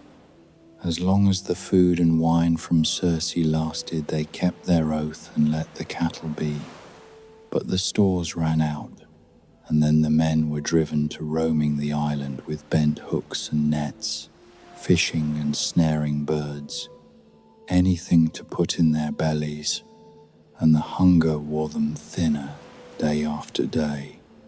Odysseus went off alone one afternoon to a place out of the wind to pray to the gods for a way home, and the gods answered by drawing his eyes shut and laying a heavy sleep on him. And while he slept, the thing he had dreaded came to pass. Eurylochus chose that hour to talk the others round. Every death is hateful, he told them, but the most wretched death of all is to starve, and starving was what they were doing. Better to take the best of the sun's cattle and offer a proper sacrifice of them to the gods. And if the sun was angry for the loss of his beasts and meant to wreck the ship for it, then better to die quickly in the water with a full belly than to waste away by inches on this shore. The starving men heard him and agreed.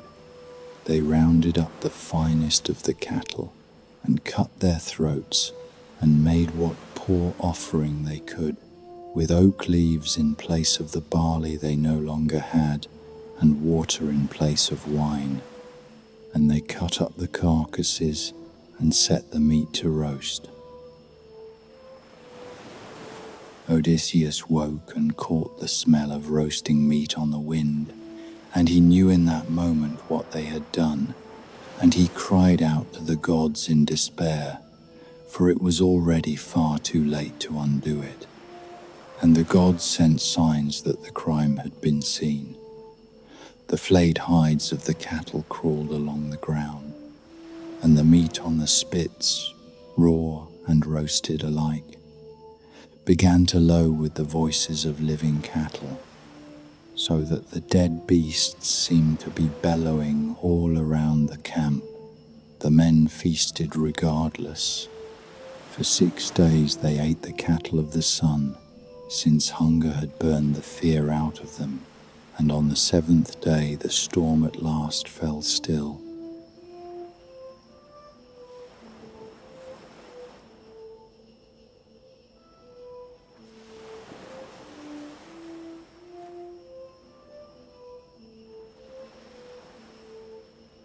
Up in the sky the sun had seen all of it, as he sees all things, and he went in a fury to the Lord of the gods and demanded justice for his slaughtered cattle, and he swore that if he was not paid for them, he would go down and shine among the dead instead of over the living.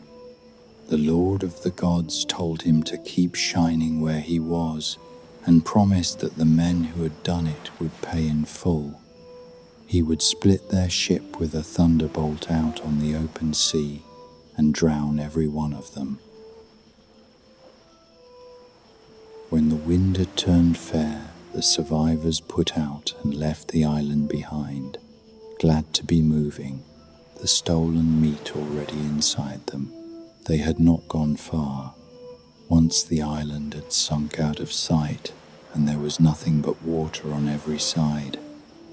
The Lord of the gods drew a black cloud over the ship, and the day went dark, and a shrieking wind came down and snapped the mast, and the falling mast crushed the steersman's skull, and then a thunderbolt struck the ship square and filled it with fire and the reek of sulfur, and the men were flung out into the sea. They went under in the waves around the wreck and did not come up again, every last one of them, and that was the end of the crew of Odysseus, all the men who had followed him out of Troy, paying with their lives for a single act of hunger on a forbidden shore. Odysseus alone was left alive. He lashed the broken mast and the keel, together with a leather rope, as the ship fell apart under him, and he climbed astride the timbers and was carried off helpless before the storm. The wind shifted and drove him back toward the narrow channel he had come through, and he saw with horror that he was being swept straight down onto Charybdis, just as she opened her throat and sucked the whole sea down. His raft of timbers went down into the pit with the water, but he had sprung clear as it dropped, and he caught hold of the branches of a great fig tree that grew out from the cliff above the whirlpool, and he clung there with no footing under him, and the timbers gone down into the dark below, and he waited. He hung there the better part of a day, until Charybdis at last spewed the sea and the wreckage back up out of her depths, and his mast and keel came shooting to the surface, and he dropped down onto them and rowed away with his bare hands and got clear before she could drink again. For 9 days he drifted on the open sea on those 2 timbers, alone, with no food and no water and no land anywhere in sight. On the 10th night the gods carried him to an island, and he crawled ashore more dead than living, and the goddess who lived there took him in. Her name was Calypso, and the island was Ogygia, and there he stayed for 7 years. And there, said Odysseus, in the bright hall of the Phaeacians, he would stop, for the rest of it they already knew. They knew how he had left the goddess at last, and built his raft, and been wrecked once more by the Lord of the Sea, and how he had washed up naked on their own shore, and been found by the princess at the river. He had told the whole of it now, from the day Troy fell to the day he came to them, and the whole sat silent around him, and the fire had burned down low, and no one moved to speak. They had asked the stranger who he was. Now they knew.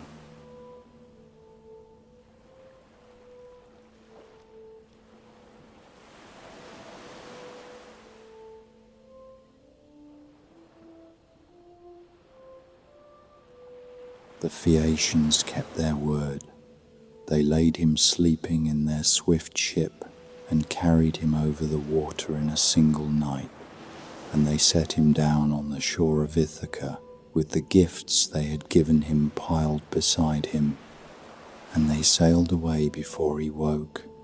He opened his eyes on his own country after 20 years and did not know it, for Athena had wrapped the land in mist, and only when she came to him and lifted it did he understand that he was home.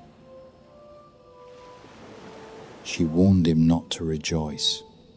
His house was full of his enemies, 100 proud men, eating his wealth and pressing his wife to marry. And if he walked in as himself, they would cut him down. So the goddess aged him into a ragged old beggar, bent and grey, and sent him first to the hut of his old swineherd, the one servant who had stayed loyal, and there his son Telemachus, newly home from his own searching, came to him. When they were alone, Athena gave him back his true shape for a moment, and the father and the son who had never known each other wept in each other's arms, and together they laid their plan. He went up to the hall in his rags and let the suitors mock him and throw things at him, and he watched and waited and learned which men had kept faith and which had not. His old hound, lying neglected on a dunghill, lifted his head and knew his master after 20 years, and wagged his tail once and died. Penelope did not know him.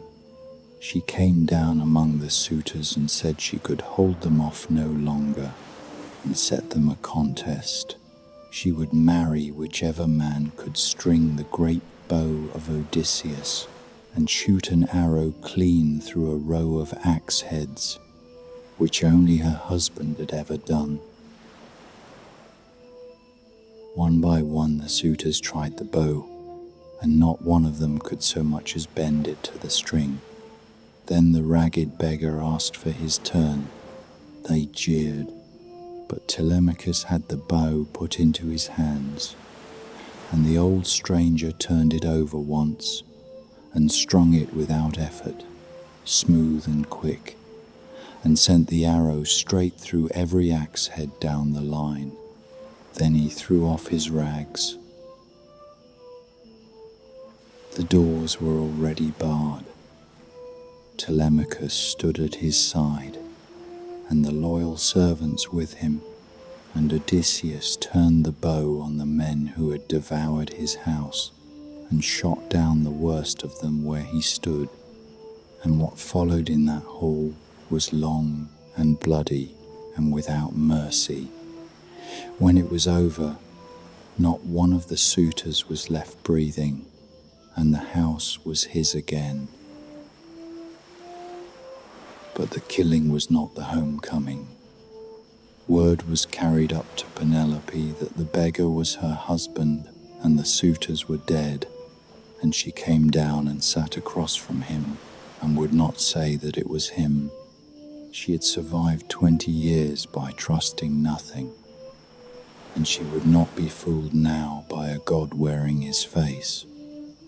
So she set him one last test of her own. She told a servant within his hearing to move their marriage bed out of the chamber and make it up for the stranger to sleep on. And Odysseus, who had held his temper through everything, lost it. That bed could not be moved, he said, for he had built it himself around a living olive tree rooted deep in the ground, and carved one post from its trunk, and no man alive could shift it unless he first cut it free. No one in the world knew that, but the two of them. Then she ran to him and threw her arms around his neck and wept, and begged him not to be angry that she had been so slow and so careful. And he held her and wept too, the wife he had crossed the whole world to reach. The two of them had each survived alone by never once lowering their guard, and now, at the very end of it, each had found the one person in the world they could lower it for. Outside, the long night held on, for Athena kept the dawn back a while longer and gave them their time.